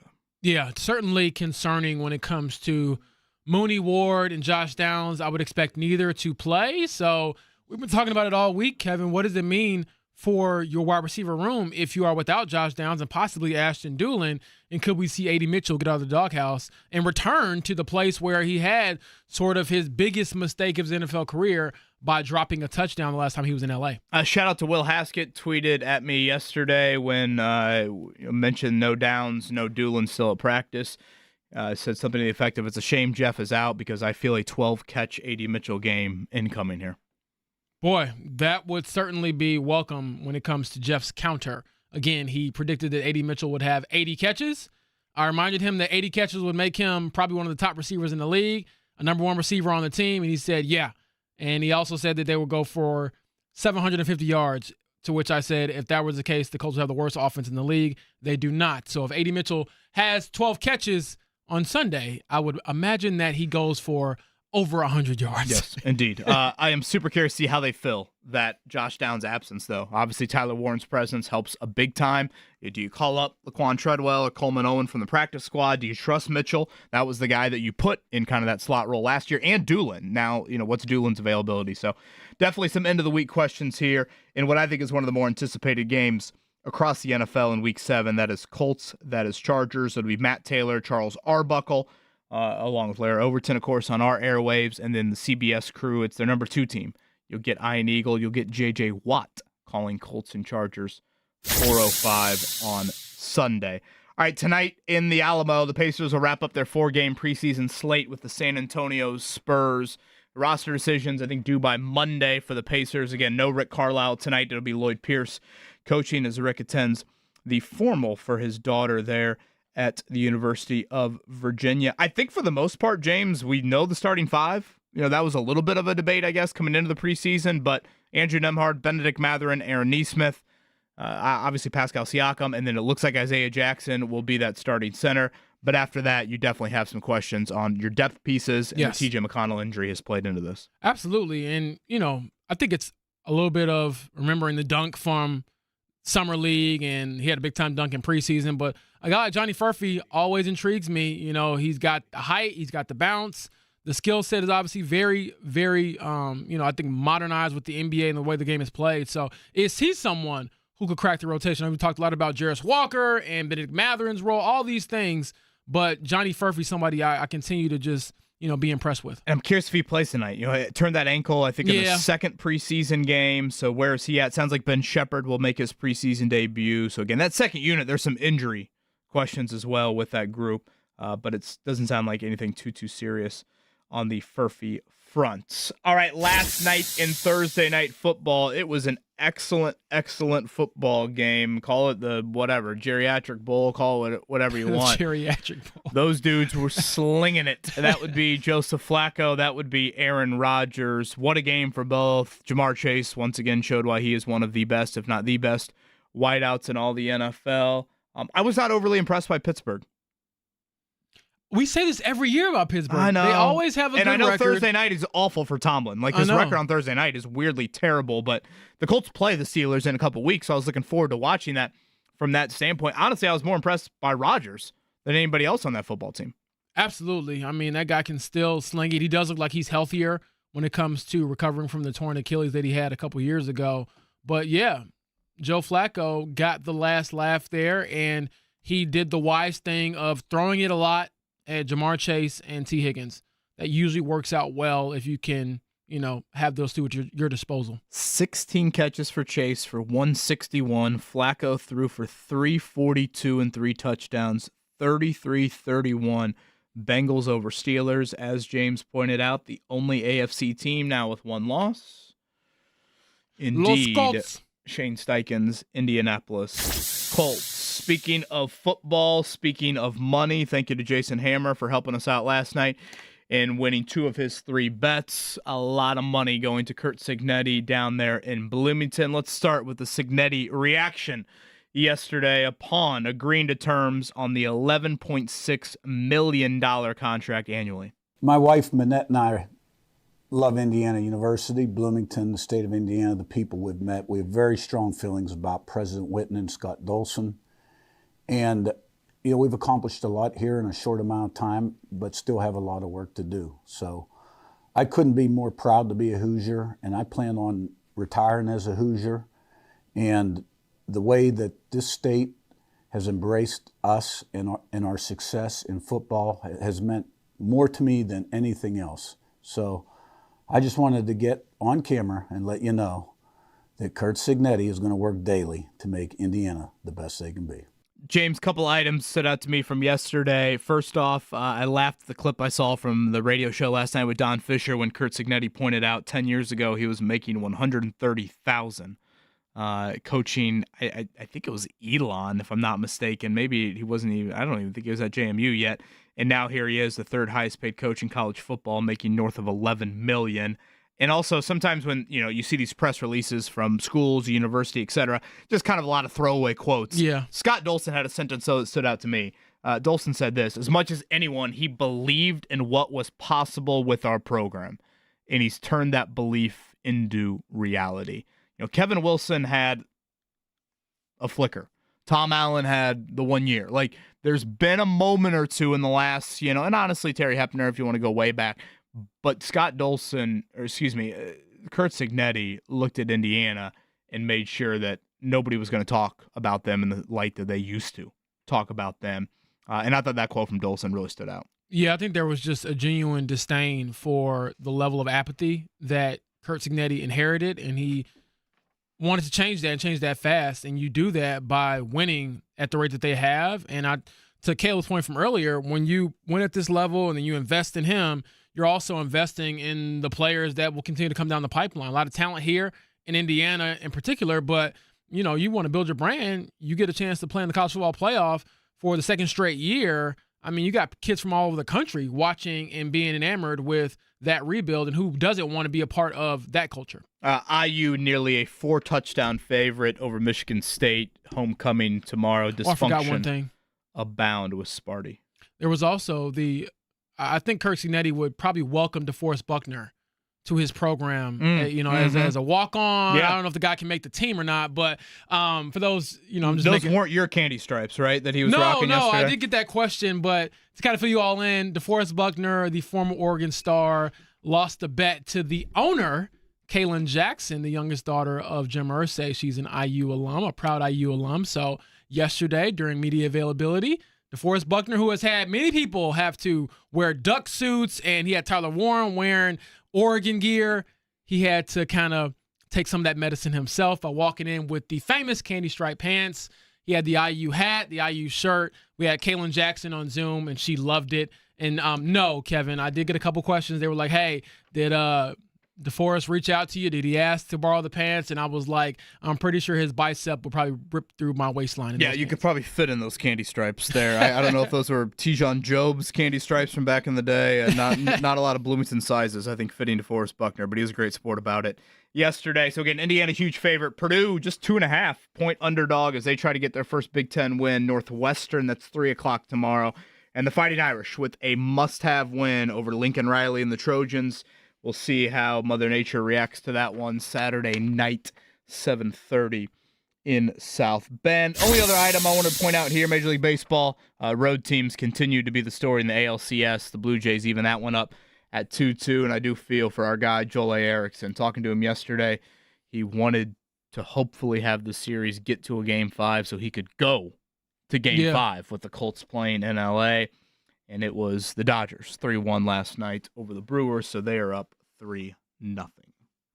I know, my boy is hurting. That is, like I said, Joel is such a professional when it comes to reporting on the Colts, has done great work. Actually, check out his story on Casey Foyt, the middle daughter of Jim Irsay that he put out this week at Indy Star. But my boy rides the wave with his team, and he is currently on the downside of the roller coaster. A snippet or two from the Starting Five documentary with Tyrese Halliburton. James and I watched that to varying degrees last night. We'll provide that on the other side. Get you set for Week 7 in the NFL, and Colts Chargers picks still on the way. Thanks for spending this Friday morning with us right here. It's the Fan Morning Show.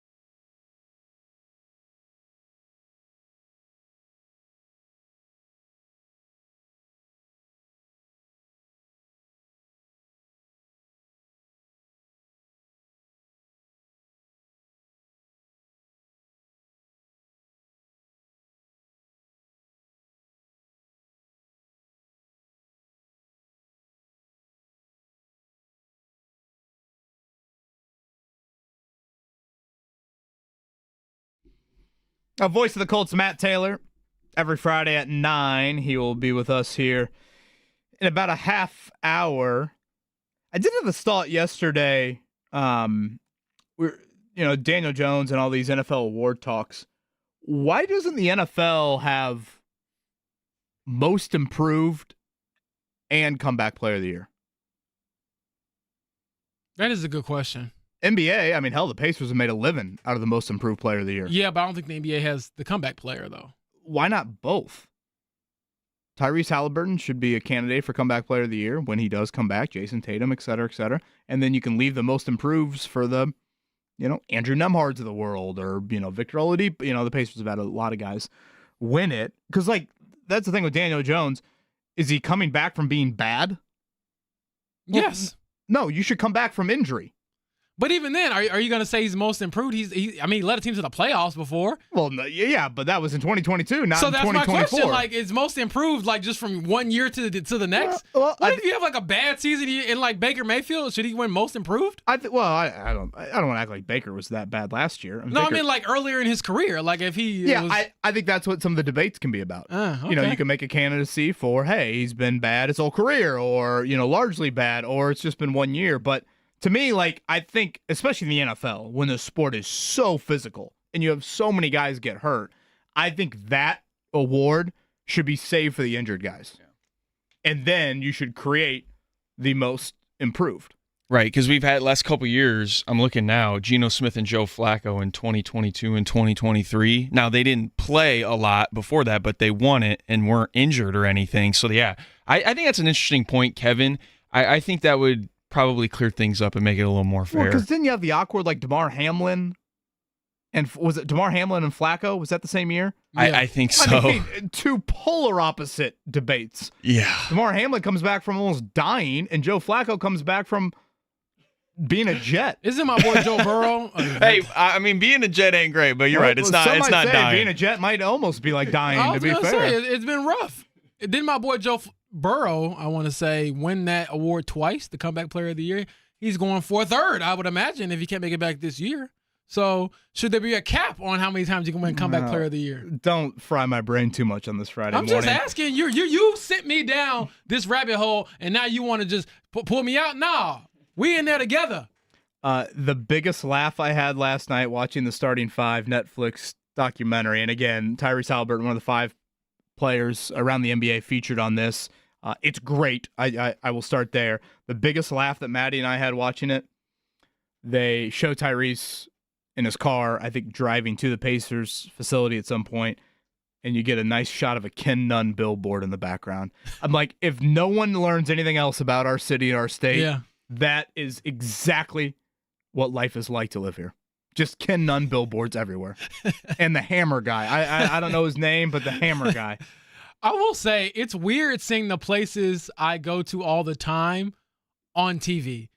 In that, because you got to think when you're covering the game, you're not watching the game. So even when I watch if there's a rare time I'm not at the arena for a big primetime game and it shows a shot of the Circle or downtown, and I'm like, I know that place. Yeah. I know those streets. That's me. That's us.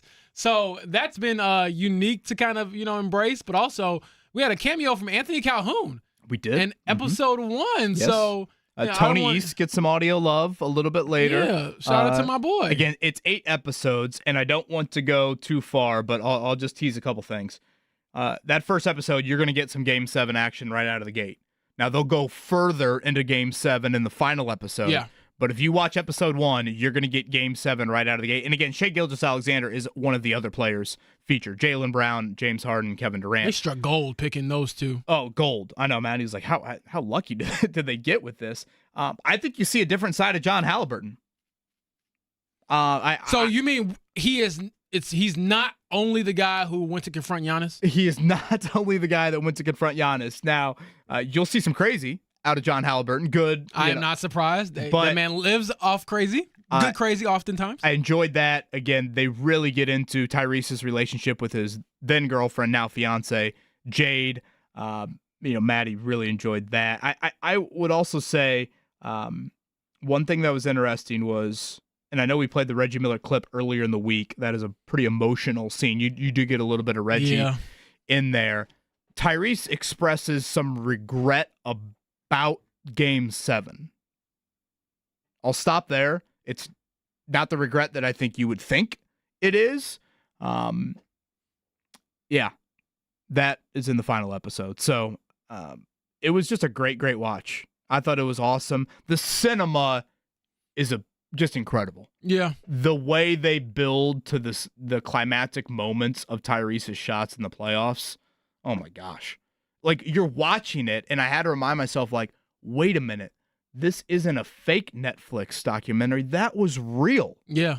All that stuff was real. There was one really cool moment where the Thunder, as a team, are at Shea's house watching one of the Halliburton game winners. Yeah. And watching them react to it and then live it in Game 1 was pretty cool. So, dang, man, that was highly endorse watching it. Dude, that was like 2 months of just waking up for the show and knowing that the entire city was going to be listening because this guy just did something incredible again. Seriously.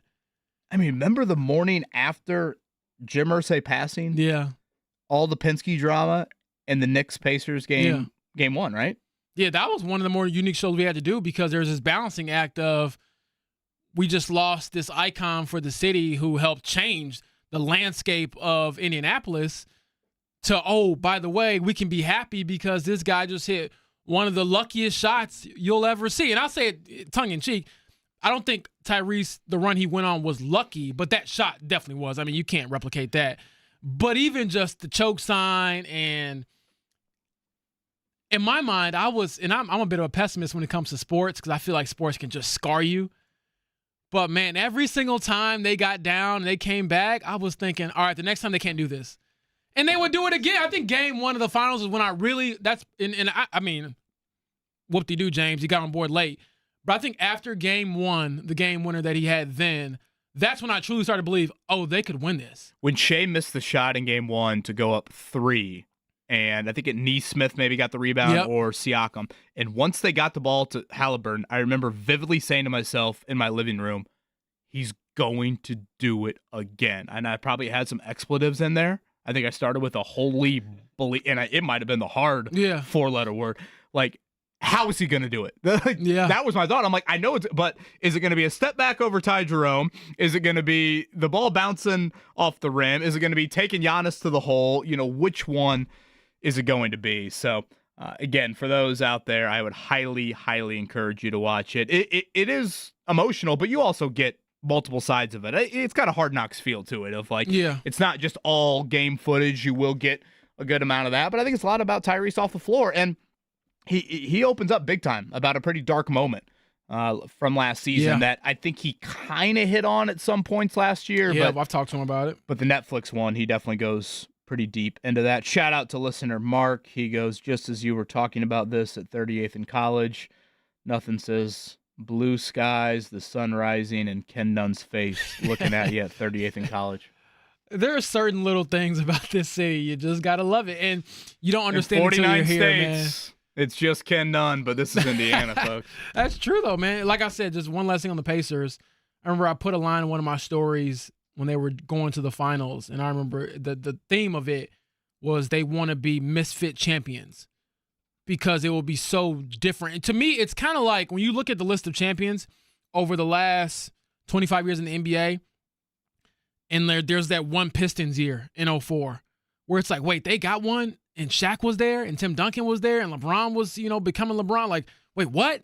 And that's what I think all of us were kind of looking at for the Pacers to do, where it's like, if they win this, it doesn't matter what happens, before or after this, whatever, they've put it there. You got to respect them as champions, and obviously they didn't get there. And I think, last game, the injury might have changed things, but that felt like Hoosiers over and over again. And I think putting that line in there, Bobby Plump and all that, it felt like Tyrese was channeling his inner Bobby Plump for a lot of those shots. And that's a little tease to some of that Game 7 regret that Halliburton does have. So definitely watch that to check it out. All right, on the other side, Week 7 of the NFL, Colts Chargers, I think one of the best games of the week. We'll give our thoughts on this week's slate coming up on the other side.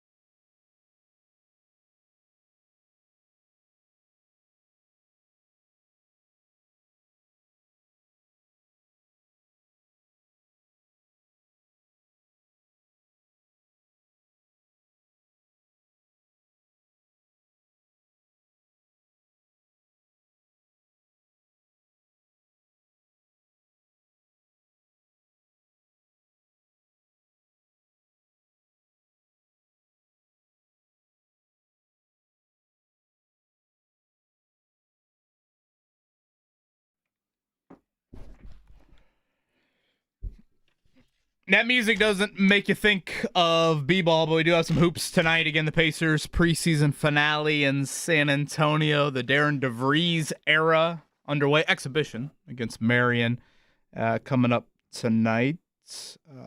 Shout out to Ava Wajenki, one of my former students. I saw she's going to be on the sidelines for tonight. Big Ten Network Plus for our Indiana faithful out there that wants to watch that. They got some student broadcasters on the call. Absolutely love that. And, of course, at Hinkle tonight, it is Butler Notre Dame, the 2-year agreement for exhibition games. So it should be a fun atmosphere and a new ribbon board, new LED video there up there at Hinkle. But let's get into week 7, guys. Entertaining, hardest, easiest game. Caleb Zuber, where do you want to start? Entertaining, hardest, easiest. Where do you want to go? let's just do entertaining first. Okay, the best game, the most entertaining game you think of week 7 is what? I think the Dallas Cowboys are like the league's best league pass team, and for people who don't know what that means, is like if you have NBA League Pass, there might be a team that's kind of a fringe playoff team, but it's really fun, scores a lot of points, athletic.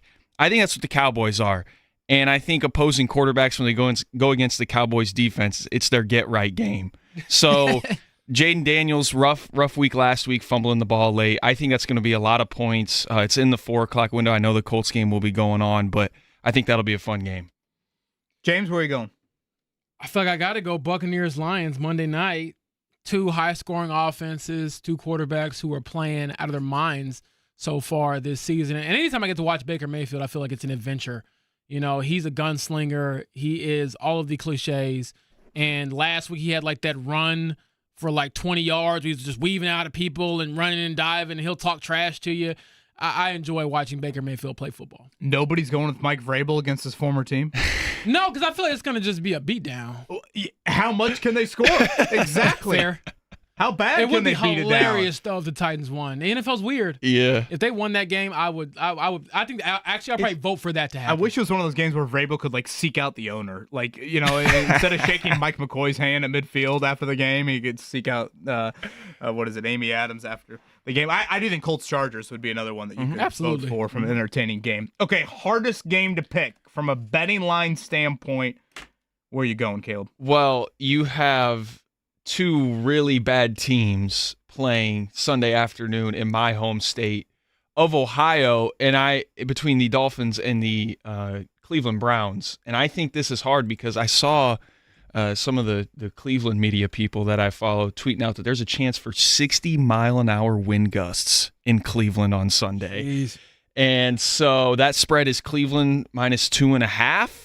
I don't know what's going to happen. You have 2 lefty QBs. That's also aesthetically not the greatest football game to watch, in my opinion, but you got 2 bad teams. It's going to be tough. Yeah, that was actually mine as well, mainly for Mother Nature. Now, some might say that's entertaining, watching Dylan Gabriel and Tua try to throw into those wins, but I have no idea. And they don't exactly zip the ball either, no. so that thing could float on them. Yes. James, where are you going for your hardest game? Yeah, I would probably go with Atlanta and the 49ers, just because I feel like, I don't know, should I trust the Falcons? You know, you lost 30-0 a couple weeks ago, but then you came back last week and beat the Bills. So are you good, or are you just good for 1 week, which is kind of how the NFL goes sometimes. And then Mac Jones, I think he's going to be starting again this upcoming week. What does he look like? He's been dealing with like a knee injury, so I feel like every game that I watch or every highlight that I watch, by the end of the game, he's hobbling around like he needs a cane or something. So that's a weird one. I know the spread is, I think it's 2.5 in favor of San Francisco. So that's one that I'm like, I don't know. That could go either way. Yeah, and again, Atlanta on a short week. Speaking of Monday Night Football from last week, you will get 2 Monday night games this week. Bucs-Lions, that game you mentioned earlier. Texans at Seahawks. That's kind of an interesting game. Texans certainly need that. And Seattle's off to a 4-2 start. Bills and Ravens are only bye-week teams here in week 7. All right, let's round it out. The easiest game for you to pick is what, Caleb? Yeah, I don't think it's really too hard for me. I think the Chiefs are back. They host the Raiders. I have them winning big. And 12.5. That's a big number in the NFL within the division. I think they're going to crush them. Okay. Oof, okay. Easiest just because you all know, like I told you all, the New York Football Jets are not good anywhere in America or anywhere on planet Earth. So I'm looking at the Panthers being a 1.5 point favorite. I'll take that. I feel like the Panthers have proven that they can win a game this year, which is more than the Jets can say. So the Jets are trying to do the thing where they come home and they play after London, which is what the Colts did back in 2016. I think the Colts actually won that game after London. All right, I hate picking a road team for the easiest game, but I just can't see the Eagles losing again. I don't know what the Viking situation at quarterback is going to be with McCarthy or Wentz this week. The Eagles are just a 2.5-point favorite. I can't see them dropping another one there. So I don't know. They got some bad vibes going on over there, I man. know, and I think Minnesota's one of the harder places to play, but I still like the Eagles to bounce back and win that one. So again, week 7 slate. I really do think Colts Chargers is one of the better games of that. We'll get much more into Colts Chargers with Matt Taylor, the voice of the Colts, upcoming on the other side. This is the Fan Morning Show here, 93.5, 107.5, The Fan.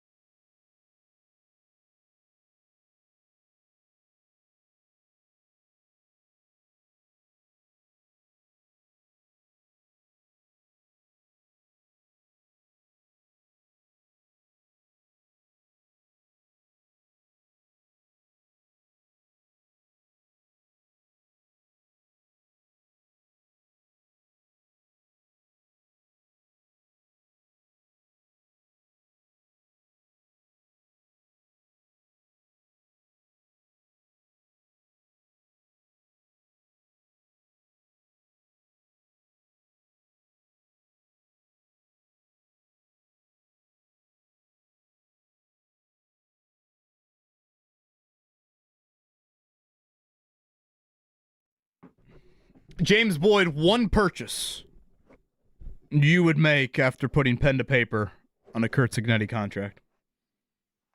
Ooh, that's a great question. Selfishly for you, I get, hey, I'm gonna whatever, mom, dad, this, that, house. Oh, that wasn't gonna happen. No way. That was gonna be second to me. I'm speaking to people that actually have a heart, Yeah, knowing you and how your ego's wired. I told you, my parents didn't give me the good nepotism. I didn't get any of the good stuff. You have the wrong last name. The wrong last name. Yeah. But in all seriousness, besides the family stuff, I think I would probably just go out and buy whatever car I dreamed of, like, I don't know, a Lambo or something like that, where I wouldn't drive it super crazy or fast. But I always, when I walk to like the players' parking lot sometimes at the Colts facility, and they have some nice cars, I'm just like, man, like that's a Rolls Royce. That is worth more than people's houses. So I would do something like that. Yeah, my Honda Civic now, beat up Rogue stands out a little bit when I'm parking in the general vicinity. You know what? I walked through the lot the other day. I saw a Toyota, I think Avalon, and I was like, you know what? Somebody's like me in here. So he's still on that rookie contract. It's one of those tryout kickers. It might be, honestly. That's who it was there. I think I would have to have a yard big enough. I currently don't. Golf hole in the backyard. Oh, absolutely. I feel like, yeah. Give me a little par 3 action in the backyard. Speaking of a man that, was probably one that was a big fan to see that from Kurt Signetti. He is a diehard IU football fan. He is also the voice of the Indianapolis Colts. He is Matt Taylor. Matt Taylor, what would you do? What would be that first purchase for you with $11.6 million annually? I've always said if I struck it big time, I don't think I like to think I wouldn't change my lifestyle. I don't think I would change how I dress, the car I drive. I wouldn't, move into an elaborate home. I wouldn't buy a big mansion. I would like to think that I wouldn't change my lifestyle at all. But the one thing I would do all the time is I would just host epic parties.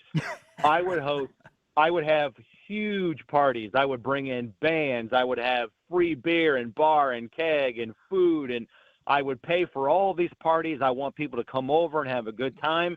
And the biggest thing I'd pay for is people to clean it up. Oh, amen.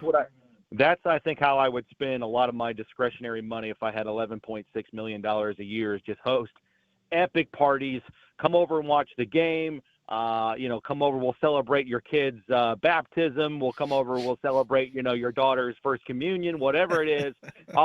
Just come over to my house. I'll pay for the party. I'll get it catered. And then I'll bring in a bunch of people to clean that crap out of here. Sure. Hell, you got a 2.8 on the report card. Come on over, all right? I was going to say, this kind of sounds like, and I don't say this as a joke, Jim Irsay and how giving he was. And, he would I would always tell you all this, and I will literally leave Earth saying this. Jim Irsay did Rich right. That man enjoyed his money. Well, and I think Jim Harbaugh said that very well earlier in the week in describing it. Matt Taylor, before we get to your great Taylor's tidbits, I can't wait for Sunday. I think it's an awesome matchup here in Week 7. I love when you share this, and you shared the clip. I think I saw it on Instagram of your final call of the Chris Lamons play against Trey McBride there to ice the game, pretty much ice the game on Sunday. And for the most part throughout that play, you're binocularing it up. Are you a binocular guy most of the game? I'm kind of curious. I don't know. Maybe it's only me that cares about this. And obviously your NFL view depends on where you're at in various stadiums. But do you usually binocular it? I use the binoculars every play. I Really? use them every play. Yeah, I use them every play. Every game, no matter where we are, home and road, no matter what the vantage point is. Because, it's hard to see. It really is. And for me, I can only speak for myself. I use the binoculars to track the ball because there's so much ball handling now at the line of scrimmage, right, between play actions and RPOs. We're faking jet sweeps. I just follow the ball until I know where the ball is.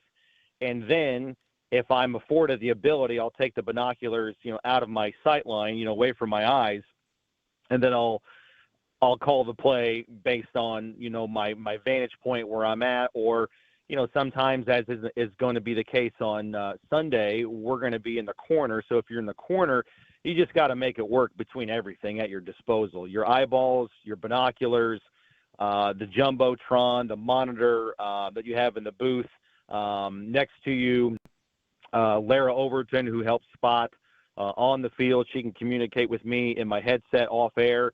And so she's helping me if the ball's on the other end of the field. If we're in the corner, she's helping me with line of scrimmages on the other end of the field and who makes the tackle on the other end of the field. So all of those things go into it. But, yeah, I use the binoculars because, I want to know who's split out wide to the right. I want to know which tight end is over here to the left because sometimes, depending on formation and where they're at in the field, Drew Ogletree looks a lot like Mo Alley Cox from 7 Stories Up, right? So just use the binoculars on every play to get as many details out there pre-snap and then post-snap too. So last one about these binoculars, because I do have a pair as well, and so does Kevin.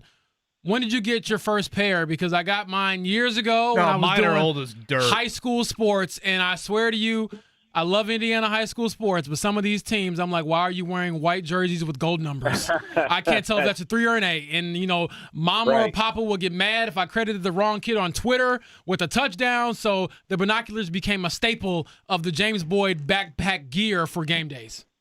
Yeah, just one more thing on that. Just not to nerd out, but watching pregame warm-ups is one of the more underrated things this is that true, any yes. play-by-play guy can do because you watch film during the week and, you're watching it for, tendencies. I'm not watching it like an analyst would watch it, but I'm watching it also, too, to figure out what does Travis Kelce look like in his uniform. Body you know types. what I mean?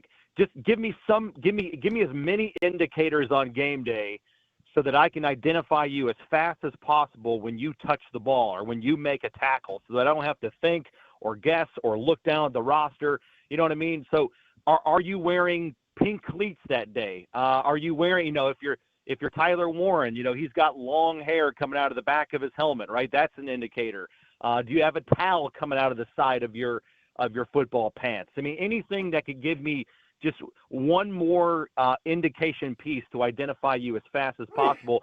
And James, like you just said, sometimes 88 looks like 81.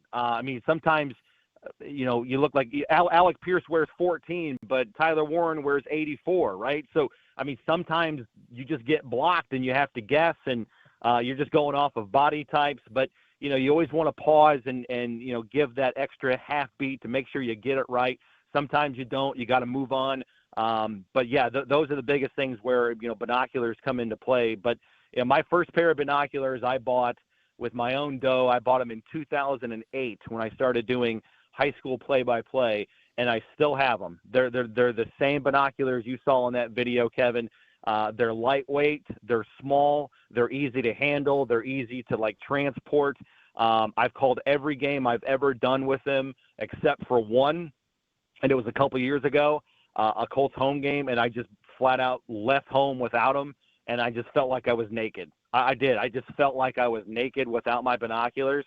And so when I pack my bag tomorrow, when I get on that plane to L.A., that'll be like top 5 checklist item. I've got to have those binoculars. Well, if that ever happens again, you slide down to where James Boyd and I are watching, and we will give up our binoculars for you, sir. Yes. You are vastly more important than we are here. You got my back. I appreciate you, man. Yeah, amen to that. It'll be Matt Taylor, Charles Arbuckle, Lara Overton. Our coverage, 1 o'clock, 4:05 kickoff. It's the award-winning time for Taylor's Tidbits.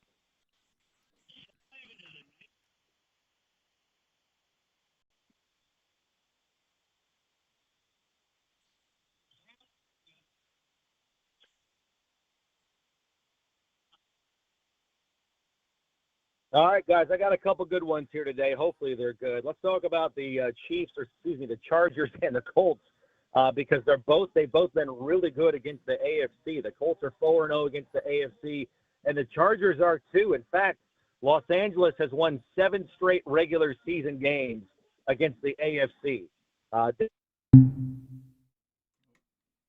It was so good, it was a drop the mic moment. I'm not surprised. We will get him back on these airwaves pretty soon there. That was an interesting stat. Both teams undefeated in the AFC. I didn't realize the Chargers have taken it to another level here. Their losses are what? Giants and Commanders? Yes, and I believe whoever wins this game would technically be in first place in the AFC. No, I didn't even think about that.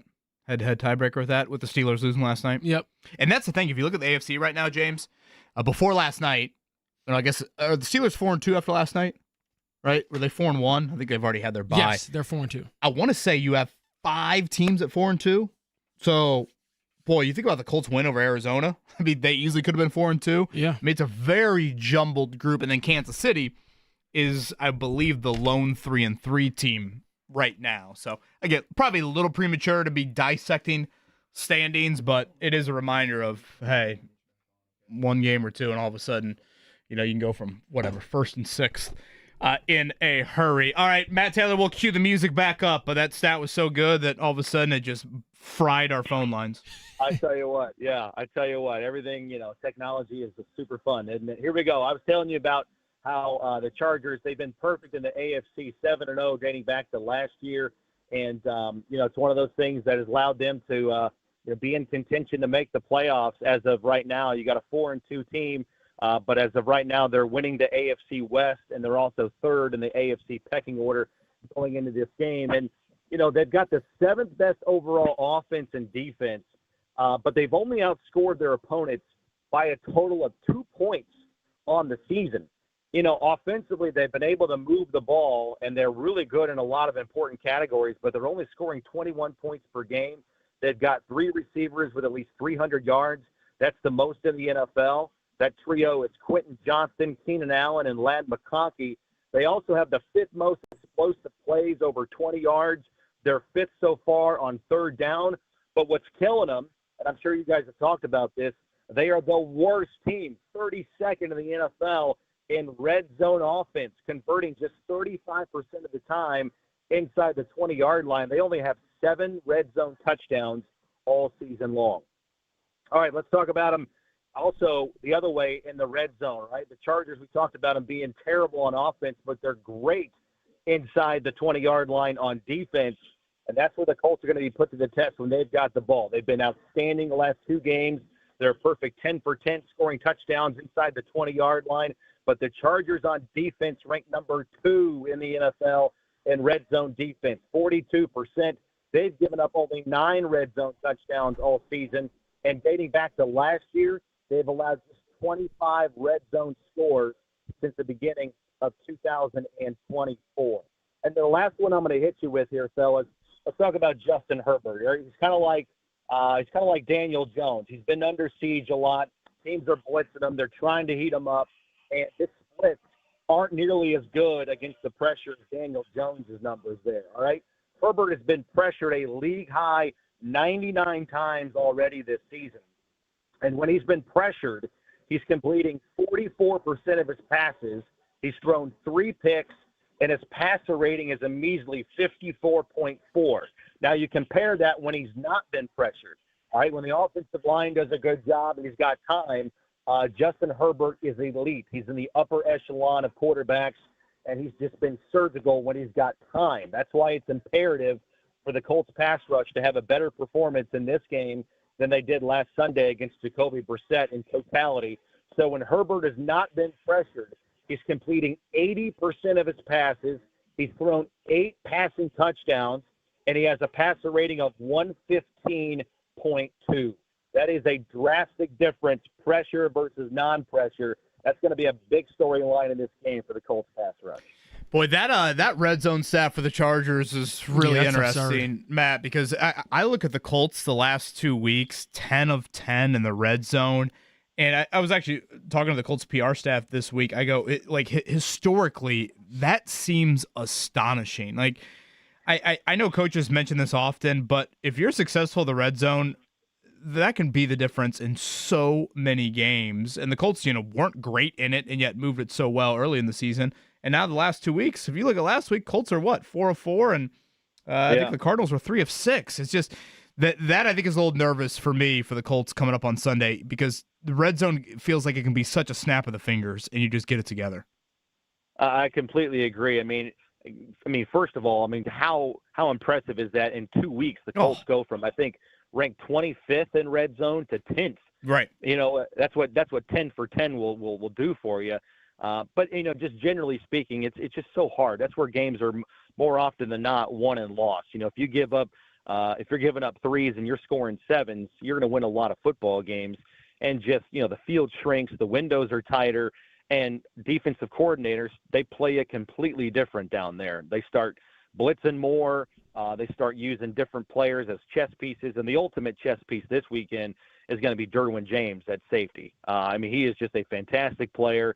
He can cover. He can rush. He's really physical inside the box. And, oh, by the way, a little bit of an honorable mention, Taylor tidbit. The last time the Colts played the Chargers, he got bounced. He got thrown out of the game. Was this the Ashton Doolin hit? Yeah, the color rush game, right? Yeah, he had like 2 personal fouls in actually I think it was 3. He had 3 penalties in the span of like 3 plays before he got kicked out. He had the helmet hit on Ashton Doolin.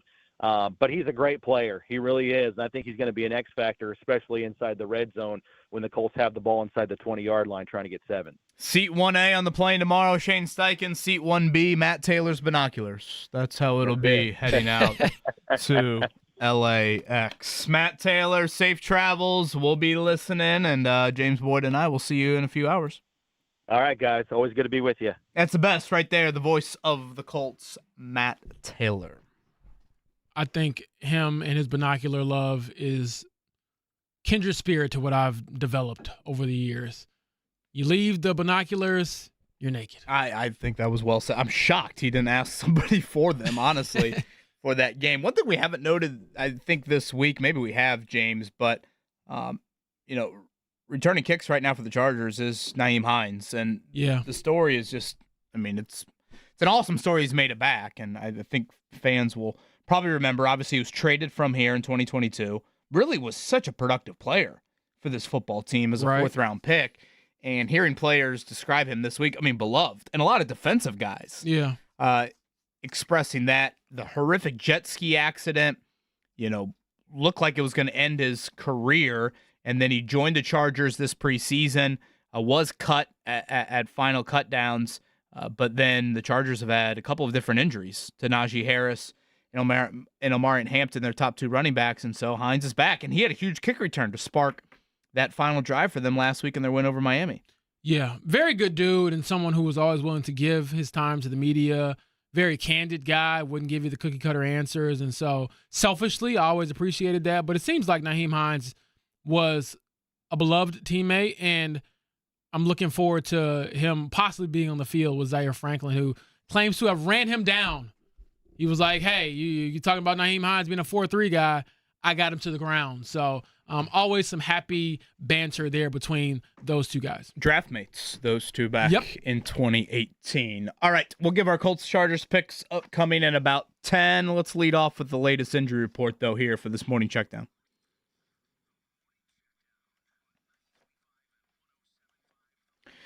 James, I'm actually going to start with the Chargers. It looks like Quentin Johnston, one of their better wideouts, will be back for this one. Yeah. Again, that is a very deep and balanced wideout core. I think some of the chatter out there is still probably another week on Khalil Mack. He has returned to practice. The future Hall of Famer has, but he has been out with an elbow injury for a couple of weeks.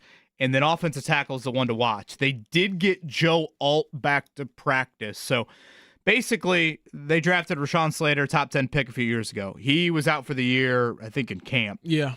Alt, another top 10 pick, got hurt a few weeks ago. We'll see exactly where his availability is, though, with just 2 practice days. Right now, they're scheduled to be starting, I believe it's their 4th and 5th offensive tackle, which is actually a step up from the 5th and 6th they had last week. But Alt will be, I think, the big one to watch today. Absolutely. And then you look at the Colts side of things. No Josh Downs, no Travarius Ward this week as they remain in concussion protocol. I would not expect either to play. And then you have Kenny Moore the second returning to practice this week. He's been limited on Wednesday and Thursday. We'll see if he advances further today to a full participant.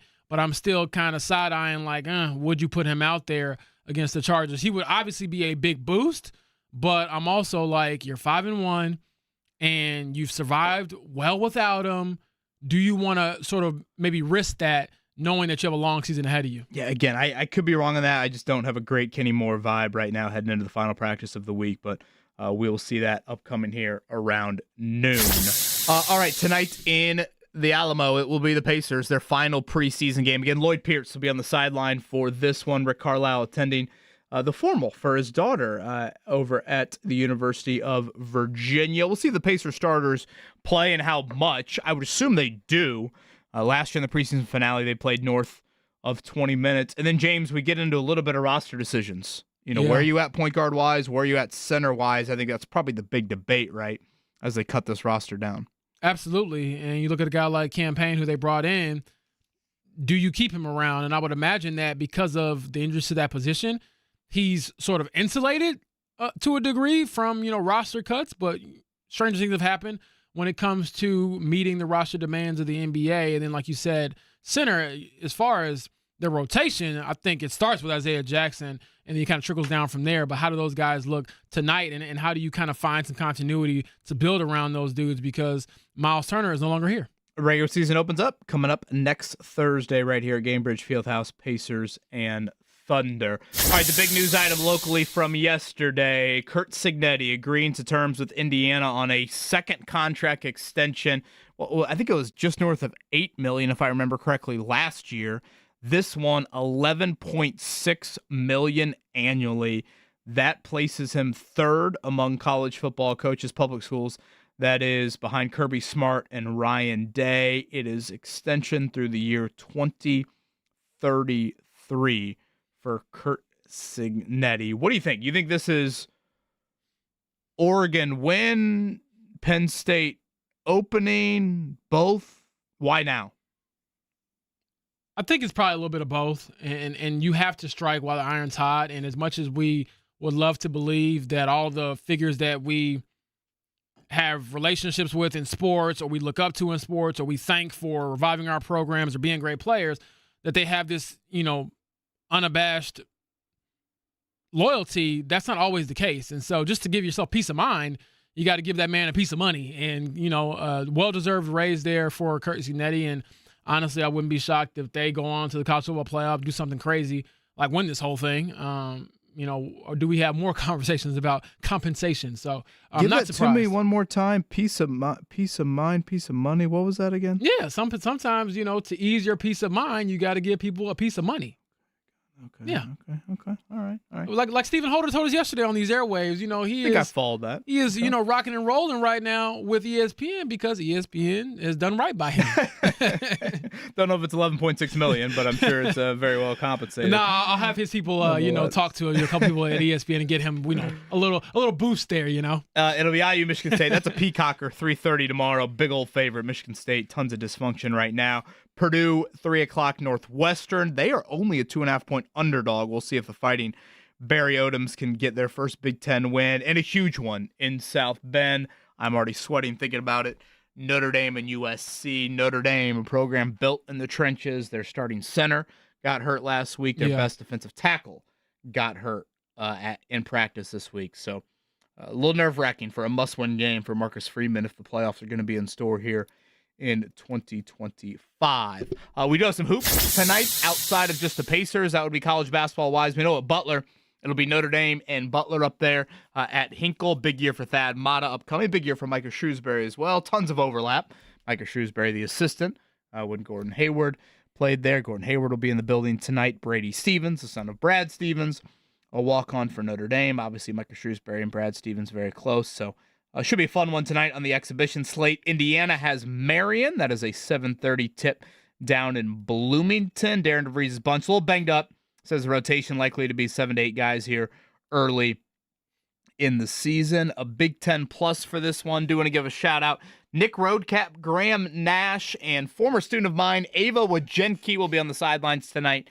So Big Ten Network Plus. I love that the students get an opportunity to do this, which is a really, really cool experience for them.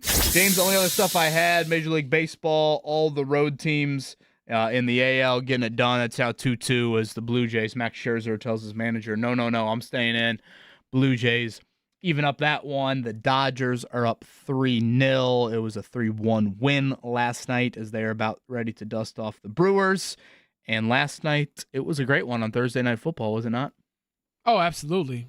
It was the Relic Bowl or the Old Head Bowl, the Unk Bowl. Is that better than the Geriatric Bowl I gave earlier? Geriatric Bowl actually sounds like it would be a legit bowl. So I would roll with that one over the ones that I just threw out there. Like a Tuesday night in Detroit, the Geriatric Bowl here. Absolutely. So shout out to Joe Flacco. Got it done.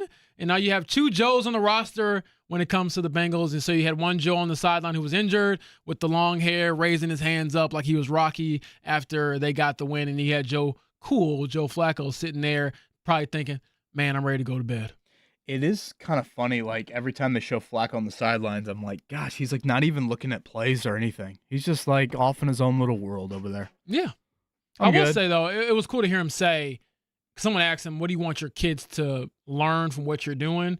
You know, going from, I think within 11 days, you go from one team to another, bad loss to starting. And he was like, I just hope my kids know that when it comes their time, they try to do hard things and chase the dream. So respect. Embrace hard. That is a big Marcus Freeman comment he tries to say to recruits about Notre Dame. Joe Flacco using that as well. And shout out to the Purdue volleyball team. They beat Indiana last night 3-1 in a match at Gamebridge Fieldhouse. Saw an aerial shot there. Looked pretty cool, that lower bowl. Pretty full there for Purdue and Indiana playing in that NBA arena. All right, on the other side, let's get some picks. Colts Chargers, one of the closest lines of any, one of the more higher scoring games anticipated in Week 7. We'll give our picks next.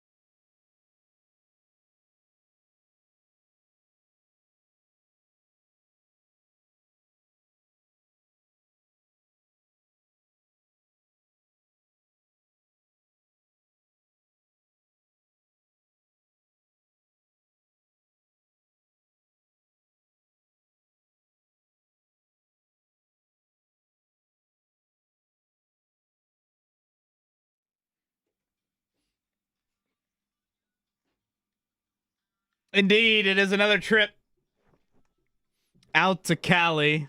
SoFi Stadium again. Are we getting the A.D. Mitchell full revenge game, full movie, same corner of that end zone, same pylon? Well, I can't call it revenge because your revenge will be against yourself. Well, yeah. So I'm going to say Self-revenge. I'm going to Yeah. say redemption is probably a better word there for A.D. Mitchell. But it is a serious question of will he be available to play? Will they make him active after being inactive for the first time in his career last week? I think if he scores, he runs right to that pylon where he fumbled the ball like T.O. did with the Dallas Star, Lord. and he scored with the 49ers. You go right to that pylon, you open your arms, and you look to the heavens. Oh, That's what you do. God. Could you imagine? Unbelievable. But, I mean, James It'd be is great theater. James is right. I asked that in all seriousness. So just to update everybody, we'll give our Colts Chargers picks here in a few minutes. But just to update everybody where the Colts are at injury-wise. Okay, so corner, it looks like Javarius Ward is going to be out. We'll see about Kenny Moore. He's been limited these first 2 days. I don't know. I don't have a great vibe with it. Now, part of me is like, Kevin, don't overthink it. He was supposed to be back within this 4-week window, and this is the 4th week, so he's going to play Sunday. But I don't know. We'll see how today goes for Kenny. One thing to note about the corners, though, while the Chargers are definitely deeper at wideout than the Cardinals, at least the Colts have had a full week. Like Jonathan Edwards has had a full week to get ready for whatever role you envision for him on Sunday, whereas last week he had 90 minutes to really, really get ready. But at wideout, no Josh Downs. Again, in concussion protocol, he's likely out. Ashton Dulin has missed the first 2 weeks of first 2 days of practice with a chest injury. And last year, when Downs didn't play, the role went mostly to Mitchell, with a little sprinkle of Ashton Dulin in there. Would you then give it all to Dulin? But again, he's missed the first 2 days of practice. So would you put Mitchell in? Do you move Michael Pittman Jr. into the slot? Does Tyler Warren just cure all? Does the presence of Tyler Warren just say, I'll say not a bad option. we're good. We'll just play 2 tight end sets all game long, and it'll be Pearson Pittman, and it'll be Warren. So the Colts do have several questions here. They do have some wideouts on the practice squad they can turn to. Caleb Zuber, why don't you start us off? 1.5 point underdog, the Indianapolis Colts, a 48.5 over under. Where are you going? I feel really good about the Colts' chances here. I just feel like it's time for a statement win for this team. And I do think not only is this a redemption game for A.D. Mitchell, I think for everybody on that team. I think they knew they missed an opportunity a few weeks ago against the Rams. So I do think it's going to be close. They're going to have to make plays down the stretch. We talked about it all week. That pass rush is going to have to get home.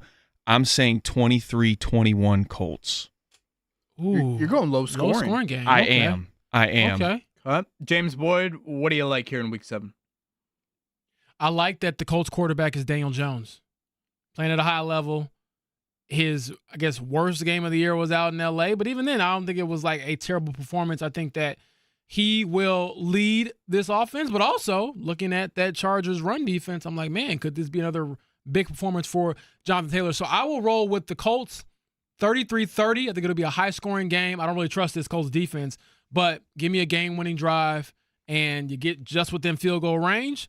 Michael Badgley, hey, welcome back to the Colts. Kick you a game winner. The Colts have 2 real advantages on paper. One, Jonathan Taylor against this run defense. The Chargers have really struggled stopping the run here, especially as of late. Yeah, I think That they're giving is up the 12th most yards per game in the league on the ground. Great opportunity for the Colts. And then when the Chargers have it on offense, your pass rush has got to show up. They have got to finally show up is probably how I should put it. Well, you're facing a unit that has a bunch of crutches. I'm like, please get home. Yes, offensive tackle really, really struggling right now for the Chargers in terms of health. So, again, advantage that is there. In close games, I usually revolve my choice around head coach, quarterback, and kicker. Head coaches, Oh, fair. I see where you're going. I could see pretty even with these head coaches. Quarterback, I got to go Justin Herbert. And kicker, I'd definitely go with Cameron Dicker. I think it'll be a great game, 30-27 Chargers. I'm looking forward to it. SoFi Stadium is quite the place. And I would agree, Caleb, on the statement game element to it. And it's not lost to me that in that post-game locker room, Shane Steichen mentioned the Chargers specifically on Sunday. Josh Downs running off the field mentioned the Chargers specifically. It's not every week. I don't think the Colts will be running off the field this week saying, we can't wait for the Titans next week in our own building. Like, you can preach week to week and every week is a Super Bowl in the NFL. Yeah, no. And that ain't true. They know Herbert. They know the Chargers. They know Harbaugh. They know LA, all that stuff. So I do think this is one that's been a little bit more circled. And to that point, I feel like James would agree with me on this, where as he gives a look at me like, I don't know. Players always say they don't pay attention to social media and what other people say, but they do, right? Yes, and so I'm sure that they see there's a lot of people who have said, like, Colts haven't played anybody, schedule's been easy, they got lucky against Denver, and I think this is a real chance against a team that everybody kind of is bullish on in the Chargers to get that win. So I think that matters in all of this too. A couple of Zaire Franklin thoughts from this week, well, from this season rather. A few weeks ago, before the season kind of really got underway, I want to say it might have been after week 1, he said that Justin Herbert was not a top 5 quarterback in the NFL. So does the tune change after that game, or do you get a chance to kind of make your case as to why you believe he is not by going out there and taking him down and making sure that you keep him under wraps? And then on top of that, he said that he felt when they played the Rams that the Colts looked at that as a game where they were tested or they were getting their first real test. He's like, no. We're the test for everybody else. And I think that is the mindset he said he wants his team to carry into their second trip out west. The radio call, Matt Taylor, Charles Arbuckle, Lara Overton. Our coverage will begin at 1. The TV crew, again, the CBS slot, the number 2 team, Ian Eagle and J.J. Watt. I believe the first time Watt has called the Colts game, and Ian Eagle, boy, I think it's been a while since he has had the Colts. So really looking forward to that aspect of it. It is a loaded weekend sports-wise, not just for the Colts. We'll set you up for it all. One final time, Kevin Bowe and James Boyd, Caleb Zuber on a Friday.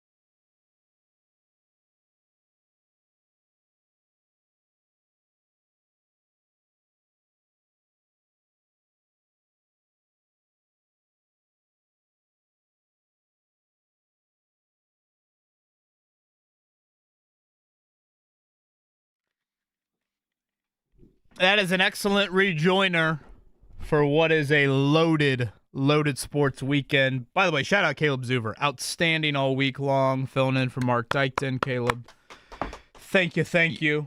You guys, I just want to say, like, it's a dream come true for me as a listener of this station for a long time, and just reading your guys' work, following you guys. Like, this has been the best week of my life, seriously. And I mean, I'm not just saying that because I'm on air and I'm sensationalizing things. I know there's a lot of that out there, right, James? But I have just loved this. It's been awesome, and I appreciate you guys so much. Caleb, your genuine love for doing this, I know it means a lot to James and I. I know both you and I have commented on that, James. So the feeling's mutual, brother. So thank you so much. I think Mark Dykton has 13 more vacation days between now and Thanksgiving. So it's 13 more days for me. I'll tell you that right now. I assume you'll be back here. 13 days is crazy if that were true. But, yeah, Mark will be back in this. If, maybe when, James. You never know with Mark. That is true. But you know what? Shout out to my boy Mark. That man is going to use every ounce of his PTO. That is the American dream right there. We work our jobs. We deserve to have our compensation.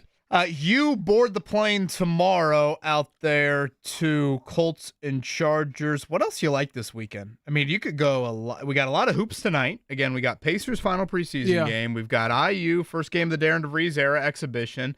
Butler, Notre Dame up there at Hinkle. Again, college football slate. Maybe not as much locally. Notre Dame USC is great, but maybe a little bit more national coming up tomorrow. What else you Rams Jags is kind of sneaky good. London game to start off your Sunday. What else? Yeah, I would say for today, I'm thinking about going to visit my buddy John Easter, who is one of the journalism/media teachers over at Ben Davis. They close out the regular season, I believe, against North Central today over at Giants Stadium. That's what it's called. I believe it's called that. So, yeah, I haven't seen him in a while, and I always like to kind of stop by to see what they're up to. And I know he really pushes his students to really grow when it comes to media and things like that. So it's always good to stop by and kind of give them the whole, hey, I'm young-ish and you can still do this as a real job. So that's probably what's on the slate for tonight. And then as the weekend goes, I think whenever I book my flights, it's just like whenever I land, the first thing I do is just try to find something to eat and find a TV to watch whatever game. And I feel like Saturdays are great if you're an NFL reporter because it's like the one day you don't have to worry about covering something. So, but I will say I'll keep an eye out, though. Every Saturday, they announce the fines from the previous week. So I'm very curious to look at a couple of those hits that Josh Downs took, and now he's in concussion protocol. Will that Cardinals player be fined for that? Are you thinking both hits, or are you thinking just the one on downs in the end zone? Or are you thinking that 3rd and 8? I don't know. I feel like both could possibly be used against neither him. Flagged during the game. Yeah, but that usually isn't a big indicator. I mean, even last year, there were a couple of hip drop tackle penalties that they never flagged for, but they fined for.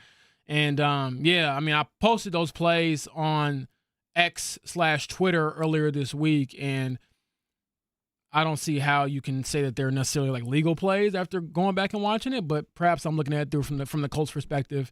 The NFL is weird when it comes to fines, so we'll see. But yeah, literally, this is how obsessive I am. I have an alarm set on my phone for every Saturday rather, at 4:30 p.m. Eastern time to remind me to check the fines. I think I have an alarm for 4:30 Eastern every Saturday to crack a beer. Yeah. Hey, life of a journalist. Hey, you want the information or not? Yeah. And people lose their minds about the plays and how the things unfolded. So yeah, will Zaire get fined for that? That's unnecessary roughness. Yeah, you can go back and look. God, that was such a dumb penalty. It was. I thought it might have cost him in the moment. It did cost him in the moment, but you prevail and you kind of get swept under the rug. But there's a couple of different trends with that Colts defense that I'm worried about. I wrote about it actually. It went live today in The Athletic. Go check that out for me when you get a chance after the show. But I'm thinking to myself, and the question I keep asking myself with this defense, as opposed to the offense, which I am fully bought into, is this fool's gold? Like, they're 4th in scoring defense right now, but they're getting up a lot of yards. They're 30th in third down, rate when it comes to giving up third downs to other teams. And I look at what the Chargers have done on third down. I believe that they're 5th when it comes to third down conversion rate in the NFL. So something we'll have to give there. So there's some cracks in that Colts defense. Some of that due to injury, but some of that just due to some, I think, bad football being played. So we'll see. I just really think, again, I hate to keep hitting on the pass rush, but I just feel like that's why I said low-scoring game, because it's like I believe that they are going to come through at some point. At some point, they have to. So that's why I went the low scoring in our picks last segment. And I think the Chargers has a good defense too, but that's why I went there, and I agree with you, James. The thing about pressuring Herbert, you've got to pressure and finish. Yeah. I mean, he's not just a dude that I hate to bring up Matt Ryan from a few years ago, but like if you got within a whisker of Matt Ryan a few years ago, he'd go fetal position and go down. Herbert ain't that dude. I mean, Herbert is, you've got to get him to the ground. For those that have not watched the final play of the Miami game, it is absurd what he did. What was the Jim Harbaugh quote earlier in the week, Caleb? He said, he'll be thinking of that play when they pour dirt over him. I mean, we played a lot of Harbaugh audio this week. We decided to leave that one on the back burner. But you do watch that play, and you are blown away by it. I don't know if I'll be thinking about it when I'm 6 feet under, frankly. But it was quite the play. So, again, 4:05 coming up on Sunday. I can't wait to be inside of Hinkle Fieldhouse tonight. Shout out to the great Eggleston family for letting my brother and I take Rosie and Max to the game. So, really looking forward to that. And it sounds like Hinkle, the renovations from a video board, LED board standpoint are tremendous. Saw a little bit of a background shot of Gordon Hayward at practice yesterday and looked really cool. So I think trying to make it a modern entertainment experience when you're in there, but obviously keep Hinkle is probably a difficult balance, but looking forward to tonight. Question about Max Bowen. How's the jumper looking? I know you showed me that photo. This was months ago. You told me, hey, he's got good form, and I told you I'd lock him up. So I'm just wondering when can I get my one-on-one? We went to the Children's Museum earlier this week. They're on fall break. By the way, shout out to the Children's Museum. That sports area there actually is so very fun, yeah. freaking incredible. It is. I could entertain myself. I don't know if that's allowed for 36-year-olds just to go there by themselves. Probably not. But I loved it. I mean, we did basketball. We did football. We did the treehouse. We did the Indy 500 whatever track. Mm-hmm. We did putt. We did it all. And Max Bowen, more than anything, he's got into his head, rebound.